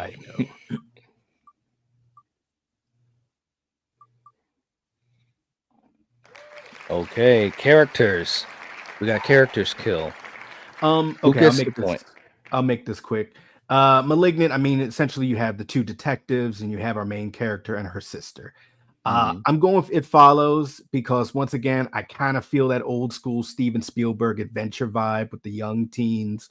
And if you take some of the murder and the violence out of this, it could be one of those movies. You got friends doing whatever they can, even having sex with Michael Monroe, to kind of help get the demon, get the monkey off her back, taking one for the team. So I got to go It Follows. All right. Coriander, how That's about what you? friends are for. Wow. Right? Wow. Coriander. I will give it to It Follows too. Good job, Killian. All right. For me, this is tough because it kind of both of these films have good characters, but I agree this has to go to It Follows because of the fact that it's more people involved with trying to figure out this mystery, and I think that is what really makes it interesting, because they have no clue how they're going to deal with this entity, and you can't see it easily too. So that's the thing. They're always on edge. That scene when they're cooped up in the room, and the friggin' the tallest man other than Angus Scrimm comes into the room. Like, that caught me, man. I'm not gonna lie. Okay, so that is our fourth category. And real quick too, in the chat, we got Jeff coming in with gifting 5 memberships. Nice. All right, man. Thank you so much. We appreciate that. That's very, very cool. I can't see, Eric. I don't know if you could see in the chat. I don't know who actually got those, but Blazing definitely Asian, Melodic, Final Horror, Lee, Okay. and Stu Pittich. I think that's how it pronounces it. Stu, S-T-E-W, Okay. P-I-D-V-I-C-H. They got it. Very cool. Well, definitely give some love to Jeff. Jeff, thank you so much for doing that, man. We appreciate that. That's very, very cool of you. No doubt at all. Thank you so much, man. Seriously. Okay. So we went through our 4 categories, and this one was kind of close too. It follows with a score of 4 to 8 for Malignant. If there is anyone that is a huge fan of It Follows, if you send in a super chat, you can put those points to It Follows, and we got a score of 8 to 4. Who would have thought? That damn wheel. Well, you know, what can I say, man? Hey. What can I say? And thank you guys for thanking Jeff. Seriously, Mhm. Troy was saying that he was going with It Follows for characters. Would have been for the opening as well. Yeah, that opening was badass. Yep. Yep. Super Tenor was going with Malignant for characters. All right. So it seems as though that the chat was kind of split down the middle. Okay. All right, man. Well, we've got Malignant that has done it. Who would have thought, man? Okay. So here we go, guys. This is it, man. We're figuring this thing out. We're going to run through this really quick. We've got Hereditary versus Smile. Oh, jeez. Bro, I just realized that. And I was just talking about it a moment ago with Sosie Bacon and Tony Collette. That's crazy. That is absolutely crazy. Wow. Okay. This is going to be a tough one. Okay. So for you guys in the chat, we're going to run through this real quick. We're not going to get to everyone's comment. Again, if you send in a super chat, it will go to the film of your choice. Okay. So I just want to make sure I throw that out there. Let's pull up the wheel. The wheel will determine which categories that we're going to score through. Okay. Here we go, guys. And we're spinning and winning. Ooh, characters. All right, Kill. Who gets the point between Hereditary and Smile for characters? This is super tough. Right? Both of our main protagonists, they did a great job. There's no line Right. here. It's got to be Hereditary. I don't even want to elaborate. Okay. Like, I mean, that enough said. All right. Okay, Eric. Yeah, I'll keep it short and sweet. Both movies have characters that suffer and suffer hard. Hereditary suffers harder. Yes. Hereditary. All right, Coriander. How about you? Definitely Hereditary. Okay. All right. For me, this is tough. This is going to be a tough matchup because I think both of these movies really do a lot of great things. But overall, when I think of characters, yeah, Sosie Bacon and Kyle Gallner, man, they were so good together. Yeah, they They were. They really were. Mhm. Tony. But I got to edge this out to Hereditary. Mhm. Again, just the family dynamic with what Tony Collette was going through. Peter, Gabriel Byrne as the husband that is trying to just make it to the next day, the next Mhm. normal day. He's trying to keep everything normal, and he has no clue that his whole world is being ripped apart right in front of his face, bro. When he goes up into the attic, you remember that scene, bro? Yeah. And the yell that he did, and it was like, bro, whew, okay. Gabriel needs a shout out because I think he's sadly overshadowed by Tony and the actor who plays Peter. A lot of people forget Gabriel's even in the movie, you know what I That's mean? right. But he is, and he's so good in it. He is, man. He really, really is. I agree. All right, man. Let's go to the second category. This is this is so crazy. I didn't know it was gonna go to this. Oh hell, man. Wow. All right. Final girl or guy. Kill. What are you thinking, man? What are you thinking? You know, And in I'm gonna- theory, well, Go go ahead. ahead. What were you gonna say? No. Please, you go. Well, I was going to say, in theory, when you look at these two movies, the way that they're designed, you know, you almost do have a final girl and guy in both of these films. You know, obviously Sosie Bacon and Kyle Gallner, and then you've got Tony Collette and Alex Wolff. Yeah, it's going to be interesting. What were you going to say? This is crazy. Both movies are excellent. Either of these movies could be the overall winner of this competition, straight up. And if you ask me tomorrow, I could change it. Sosie Bacon went through a lot, man. I got to go with Smile.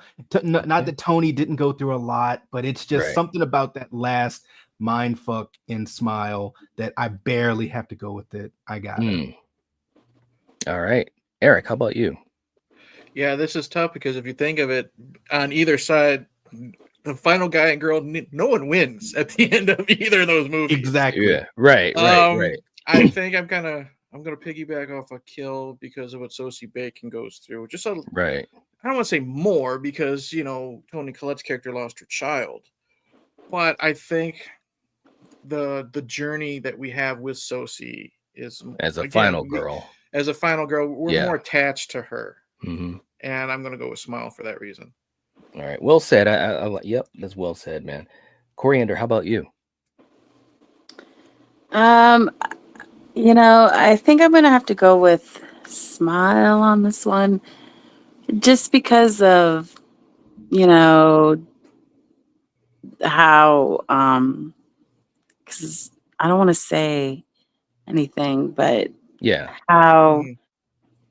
she, the final girl, you know, the last scene of hers, Yeah. so yeah, that's Okay. what I'll say.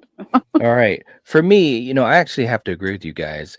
When you look at it as a final girl scenario, I think I'm gonna, and this is crazy, man, because I love both of these movies. It's crazy to even have this conversation with them versus each other, but I'm gonna actually also edge this out to Smile.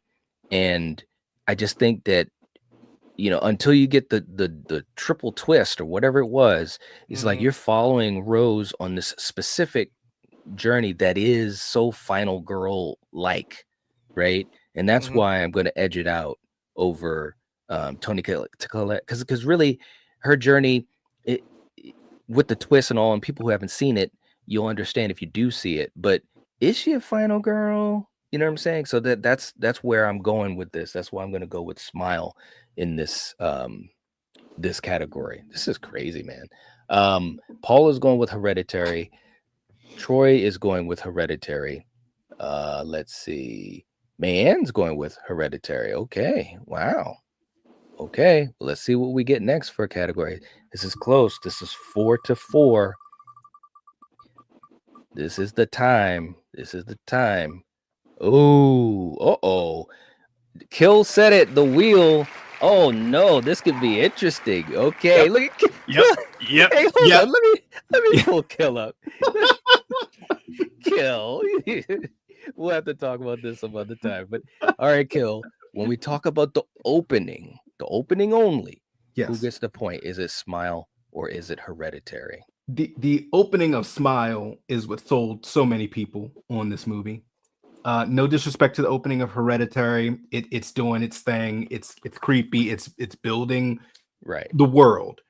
Smile, the opening of that was pretty much the trailer. That's the first trailer I saw of Smile was essentially this opening where Cersei Bacon is in there and it's like, what the hell is going on? What does she see that we can't see? And it's like, oh, and for me, it grabs you. Like, what is going on? And easy street for me. I got to go Smile. No disrespect to Hereditary. All right. Boy, that wheel, I tell you, man. All right, Eric. Look at it. Things are different with the wheel now, Kill, right? All right, Eric, what do you think? The opening, only the opening. Obviously, with Smile, we get that scene with the entity real quick. The opening for Hereditary is the funeral. Toni Collette giving the eulogy. Who gets the point? I gotta go with Smile. Hereditary is good. It's sense of dread. You can tell this is not going to be a fun movie. But I've said it before here and other places. It's like reading a book. If you're writing a book, you want to grab that reader within the first couple chapters. That first chapter, that opening prologue, whatever you want to call it, and Smile, I'm hooked, and I want to know where the hell this movie's going from there. Definitely Smile. All right, Coriander, how about you? I'm gonna have to go with Smile also. Okay. All right. Man, real quick in the chat, Paul is going with Hereditary. Super Tenor is going with Hereditary. Let's see. Paula wrote it again. Troy's going with Hereditary. Wow. Okay.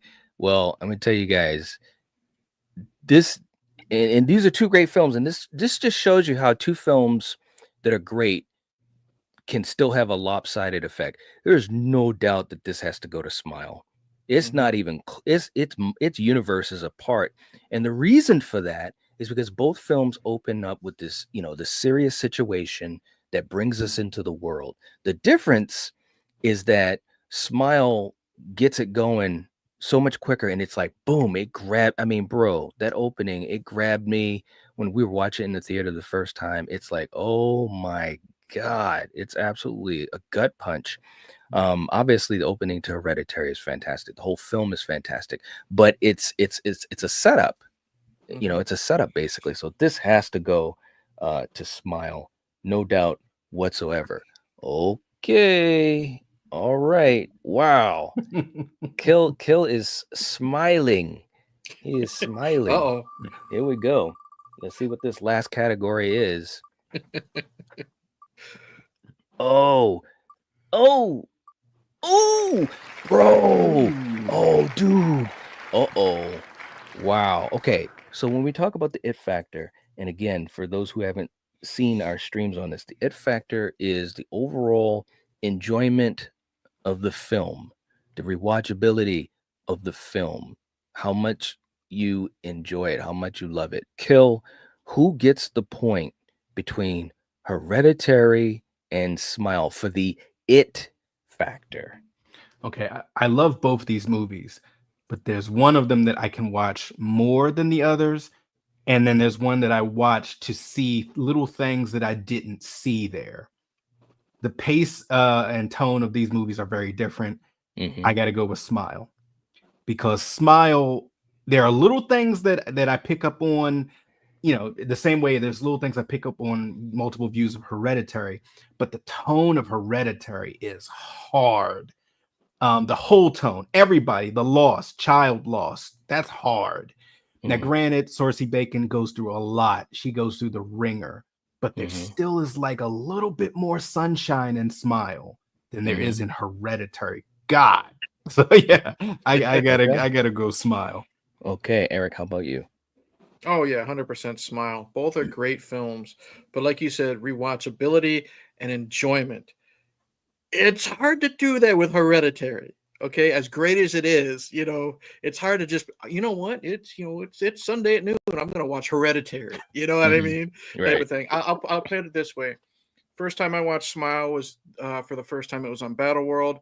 I went out and bought the Blu-ray, and I've seen it like 3 or 4 times since. I've only seen Hereditary twice, specifically because of the tone. It factor goes to Smile. Okay, Coriander, how about you? So I've probably seen these movies the same amount of times. But I think just because of the shock value of like the scene with the daughter and the father, and then with what happens with the brother, and the mother. Come on. There's a lot. And for me, I can take it on a Sunday morning at 9:30, with my cup of coffee. I'm going to go with Hereditary. Okay. All right. For me, this is crazy because both of these films, they're doing some really tragic stuff in the storyline. But again, in this category, we're going for the it factor, the enjoyment of the film, and that means the journey of the film as well. And one thing that I think that these films do differently, even though they're dealing with trauma and tragedy, is you have a mystery that's being solved in one of them. And I always love mysteries that are being solved, finding the clues, figuring out stuff, figuring out the history. And so my point has to go to Smile. This is crazy too, man. How these categories wound up, because I would have not thought I would have voted this way, but I'm going by category, not what I like more, which is what we'd always do with these. But when we talk about it factor, I can enjoy Smile more. I can rewatch Smile more. Hereditary, as much as I love it, I can't watch it all the time. I gotta prep for it. So I'm gonna go with Smile. Okay. Wow. Wow. Who would have thought? Okay, let me. I thought. Kill's like, wow. Okay.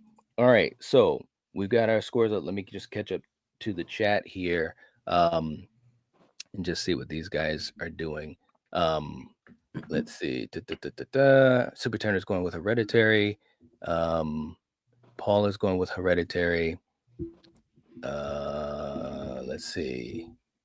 Man said Hereditary is nothing but rain and thunderstorms. Yeah. Yep. And we got Troy coming in with a super chat. Uh-oh, here we go. $20 super chat saying, trust me, I have a smile on my face as I give the points to Hereditary. Oh, man. Objection. Yay. There it is. There it is. Nice. Man, thank you so Corey is like, nice. Thank you. Thank you so much for the for the super chat, man. We appreciate it. It definitely helps us out a lot. And it definitely makes a difference in the points. Hell yeah. Wow. So Man, now, Sam, how do that's we my use that bestie. Uno reverse card? We will. What? We will. And Doom Turkey saying Team Smile. Well, I'm telling you what, if you are Team Smile, this is your time to help out Smile. So I'm going to put what we have up on the screen. If anybody wants to send in a super chat for Smile, this is the time to do it. We've got the points tallied up. And man, I'm going to tell you what, 3 out of 4 of these categories, Smile definitely had the advantage, which was absolutely crazy. Absolutely crazy. But right now, including our super chat, we've got a score 25-11. Good Lord. For Hereditary coming back strong for now. So let's he said I'm buying this championship. There you go. Too funny. All right. So if anybody wants to help out Smile, this is the time to do it. Man, all I get back is that face on your the face on your face. I know, Tony Collette. That was crazy, man. Such a great performance. It really was. It really, really was. Again, if you guys haven't hit the like button, please do. It helps us out and we'd appreciate it. Thank you so much. And man, if you could let us know where we're at for likes, that would be great. Okay, guys, we're gonna call this one. Who would have thought? Who would have thought? Okay, Hereditary is in. Next up, we've got Pet Sematary versus Malignant. Pet Sematary versus Malignant. And man is saying we're at 32 likes. Thank you so much. We appreciate that. All right, let's pull up the wheel and let's see what we get. Pet Sematary versus Malignant. This one hurts. I gotta sit it out. I'm looking at the chat. Come on, keep Pet Cemetery alive. Aw. Hey, rules are rules. We It's should have okay. taken Oh that damn movie out. no. No, Oh no. I'm all good being fair. It's okay. We're starting with the special effects kill. All right, Pet Sematary versus Malignant. Who gets the point for the effects? I gotta go with Malignant. For reasons I don't really want to discern, but if you've Right. seen Malignant, you know why. That's right. And you know, like that's a big thing, and it goes along with the killer. All right. You know, so yeah, I gotta go with Malignant. All right, Coriander, how about you? Malignant. All right, and I agree. We're gonna run through this thing quick. This isn't even close. It's got to go to Malignant for me. All right, next category. It seems like I gotta watch that movie as soon as possible. As much as you guys keep talking about it. Right? It's good. Yeah. It is. The it factor, the enjoyment of the movie. Okay, Kill. Here we go. I don't like seeing little kids die. So I think you know what my answer is. Short and sweet. All right, Coriander, how about you? Ooh, you know, I am actually going to give it to Pet Cemetery. Okay. All right. Sunday morning with her coffee, watching it. You And a you You know, coffee. know it. You know it. this is all right. This one is tough, man, because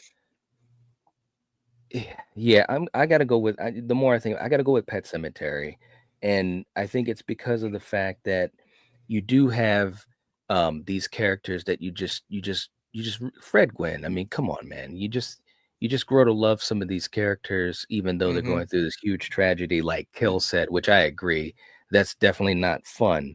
But yeah, I'm gonna edge this one out to Pet Cemetery. Okay. Ooh, this is close, man. Let's go.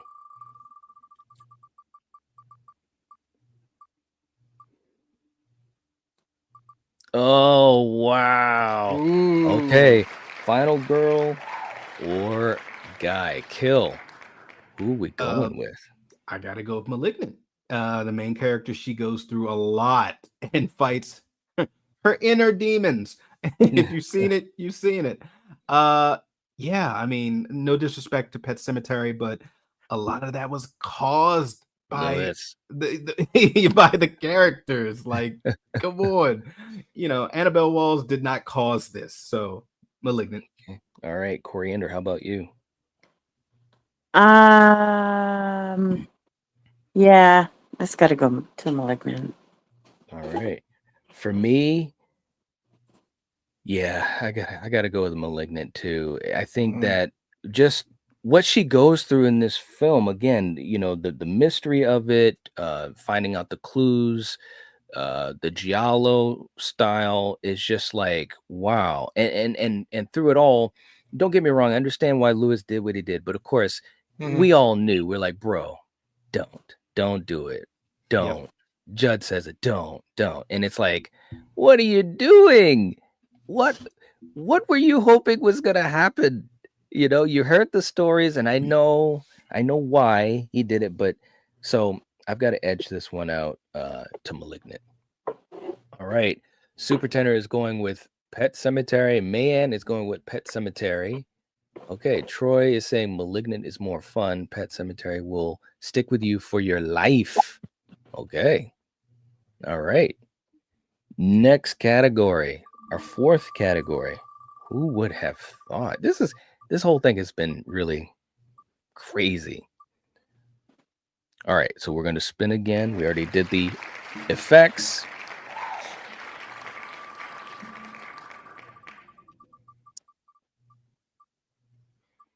Ooh, okay. Interesting. Characters. Kill. What do you think, man?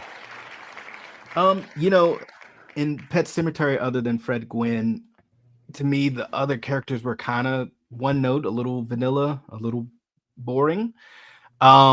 Whereas in Malignant, you have a main character who you're wondering, can you trust what she's saying?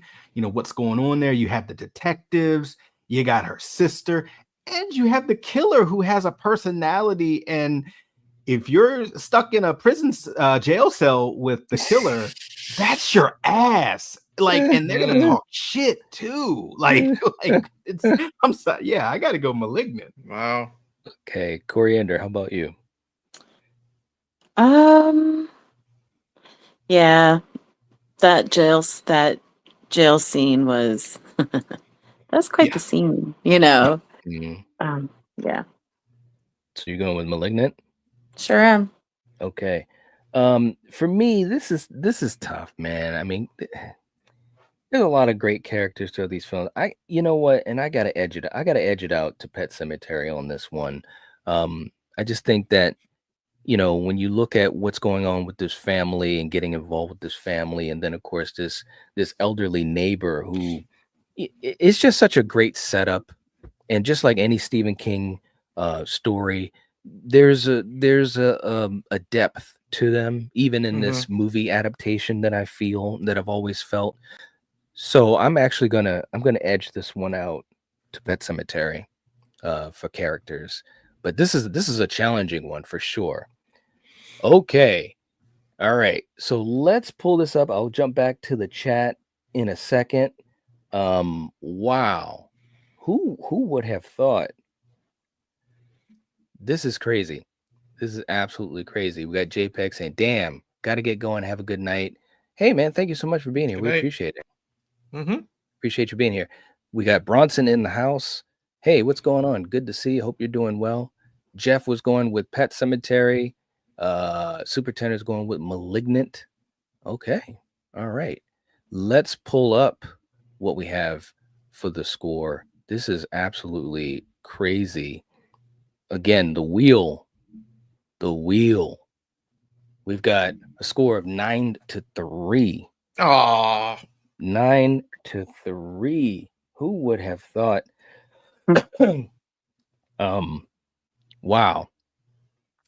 Eric's like, oh no, man. That's okay. But you know, it still would have felt this way, even if certain things had happened, you know, a certain way, or whatever. So that's what we have, guys. If anyone is a huge fan of Pet Cemetery, this is your chance to make something happen. Otherwise, we are going to the final. We're going to the final. Okay. We're locking this in. And it is Hereditary against Malignant. Good Lord. Who would have thought? Wow. All right. Let's do. Oh man, who would have thought? I honestly, when I saw this lineup, I was like, how is this gonna work out? All right. Let's bring up the wheel. Who would have thought? Okay, let's spin it. Now, if you guys haven't sold me on Malignant enough, let's see how it does against Hereditary of all things. Well, isn't that the truth? All right, Kill. We've got the characters. Who's getting the point and why? Oh, he's gone. Oh, he's gone? He doesn't want it. It's too much pressure. He had to leave. Oh, okay. So, I don't know. Maybe he got booted. He might have The gotten internet. booted. Sometimes it happens like that. Coriander, let's start with you. Who gets the point for Yeah. characters and why? And it's Malignant, and remind me again. It's Malignant against Hereditary. Jeez. Oh gosh. I'm gonna have to give it to Hereditary for characters. Yeah. Okay. All right. Kill. How about you? When we talk about characters for Malignant and Hereditary, who are you going to give the point to? I gotta go with Malignant. You know, between our protagonists, the detectives that like are trying to figure this out and piece things together, and her sister, who was her biggest like cheerleader. And you know, hell, even the antagonist, you know, the knife master. So yeah, I gotta go Malignant. All right. Okay. For me, this is tough, man. This is really tough. I got to go with Hereditary on this. You know, just overall the characters and what was going on with them. It just felt like they had more weight. They really, really did. So I'm going to give that point to Hereditary. Okay. All right. Let's see. Neil's in the house. What's up, man? All right. Neil. He's saying Malignant is greater than Hereditary. Okay. All right. Let's see what happens with it. Let's see what happens. Our next category.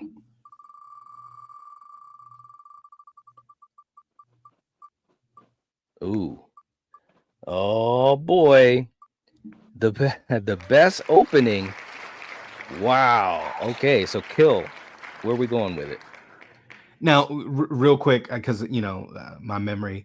As far as the opening to Malignant, are we talking about our main protagonist's first encounter with the antagonist? Well, All I mean, the it starts way off there? with the backstory, and then of course it does start to get into a little bit of the encounter, because that opening to Malignant is probably about 20-25 minutes long. Yeah. Yeah. No disrespect to Hereditary. They're doing a lot of world building with the funeral, but we get to see kind of the onset of the antagonists and what's going on there, and in a shady lab and whatnot. And then we kind of see some of the day-to-day life of our protagonist leading into her encounter. I gotta go Malignant. All right, Coriander, how about you? Yeah, I'll have to. I think I'm gonna go with Malignant also. Okay, all right. For me, again, this is one of those categories that just doesn't work as well for Hereditary against a lot of these other films. So I got to go with Malignant as well. I think the opening to Malignant was really cool, stylized. Plus, you have this huge assault, and it's like, what's going on here? It's absolutely crazy. Okay, let's go to our next category.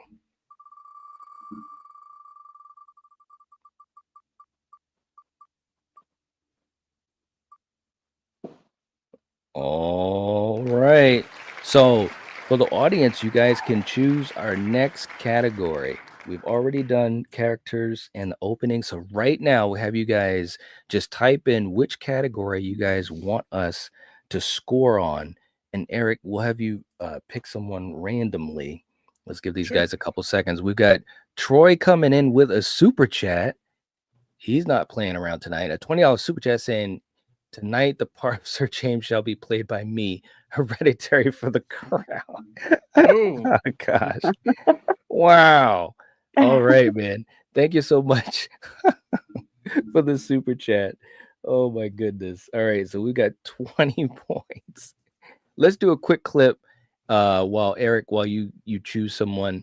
Sure. Seriously, though, but Troy, thank you so much for the support. We appreciate it. It definitely helps us out. And here's an old clip that we haven't done in a while that sometimes is really, really fun. Here we go. Run. All right, let's try it.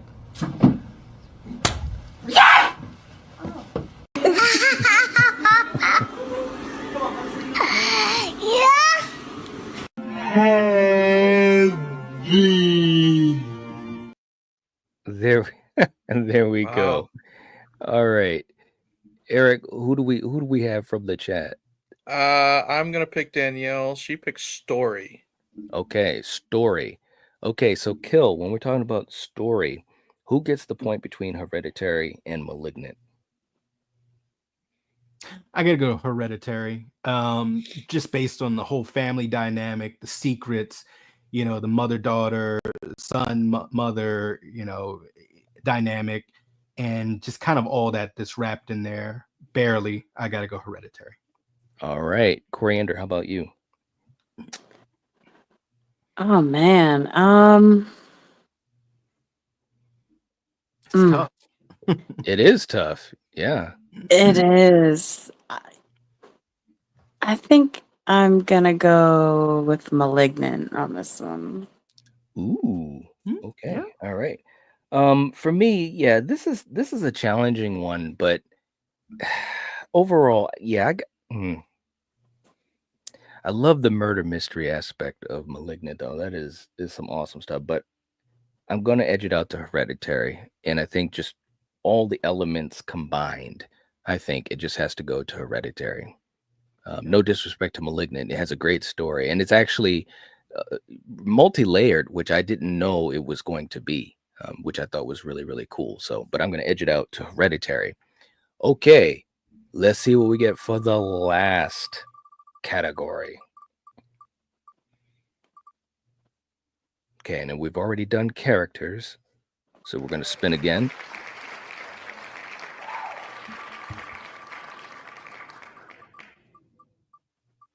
Ooh. Oh, wow. Oh, jeez. Dude. Oh, this is tough. Kill. Oh. When we talk about finale, wow. What do we think, man? Okay, they're both kind of doing interesting things. One has kind of like, well, they both have a mind fuck in a way. But Right. one has, in my opinion, a little bit more action going into that finale.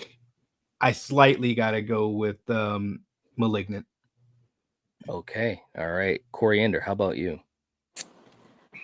Ah, jeez. It's tough. It is. Mhm. But I think Hereditary has way more happening than. Okay. So yeah, I'm going with Hereditary. Okay. All right. For me, this is tough, man, because they both are really good finales. They're kind of doing some different things.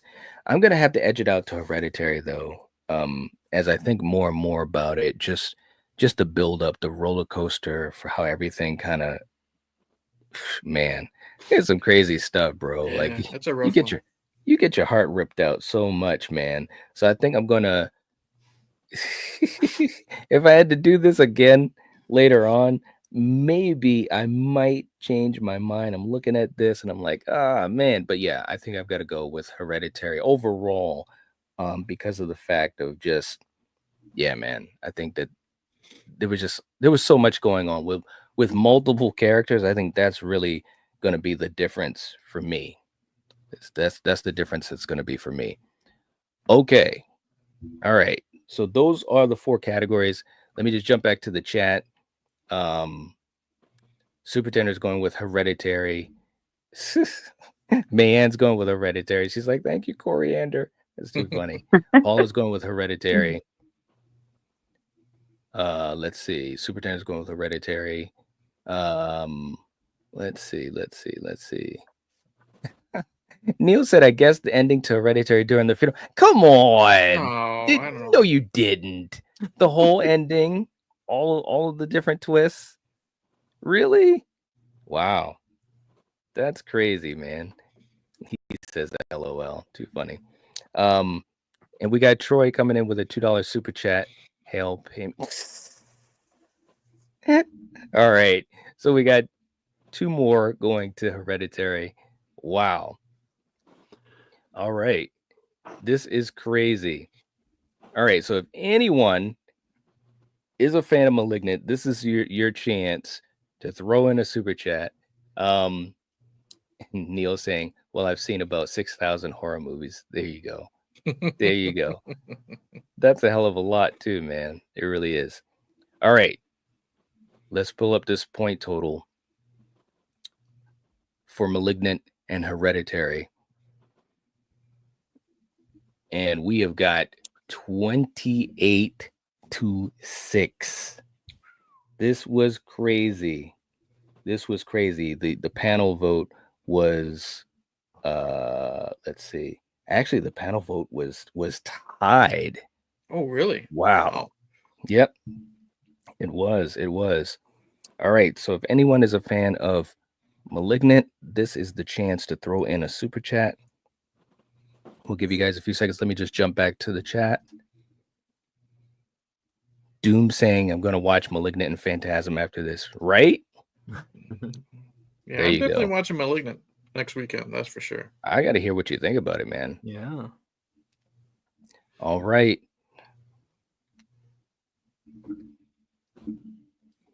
And so here we are, the final. It looks like we're going to cash this in 28 to 6. Hereditary beats Malignant. Wow. Who would have thought the way that this went? No doubt. Now this is what we're going to do. So we're going to get ready to wind this down. Kill, I know you got to get going soon, but we're going to have an actual continuation.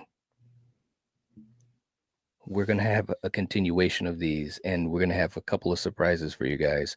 So definitely make sure that you guys get ready to hang out with us next time. Right? Absolutely. And plus, Eric, you'll get a chance to see Malignant too. Real quick too, before we end out, real quick, what did you guys think as a wrap up? Real quick, Eric, let's start with you. I thought it was fun. It was something different. Again, I liked how we could do more than just 2 movies, kind of like how we did with the franchises versus franchises thing. Right. And again, I liked how it was all by chance. You know what I mean? It you don't think this one's going to lose right away, and it does just based on chance. You don't think this one's going to win right away, and vice versa. It is hard to beat Hereditary, so I'm not surprised at the final victor. But this was a lot of fun, and I do like the addition of the wheel. So that was a good Yeah, idea. the wheel made it fun. Kill, how Mhm. about you? This was a lot of fun. I also felt like out of all of these movies, just the pedigree alone of Hereditary already, to me, at least got it to the final bracket. Yeah. But I am happy for movies like Smile that, like, Smile came in and did its business. It And did. I feel bad for movies like It Follows because the wheel was like, nah, I do Yep. not like this movie. I'm gonna give you the worst category. That's right. Mhm. But That's right. that's how it goes, Yep. and it goes both ways. That's But right. this was fun, a lot of fun. All right. Coriander, how about you? This is fun, yeah. And hail to the wheel. There Hail you to go. the wheel. There you go. Hey, Damien did pretty good too, man. Like Mhm. that was the dark horse, bro. Like, Yeah. point It's a bummer. wise.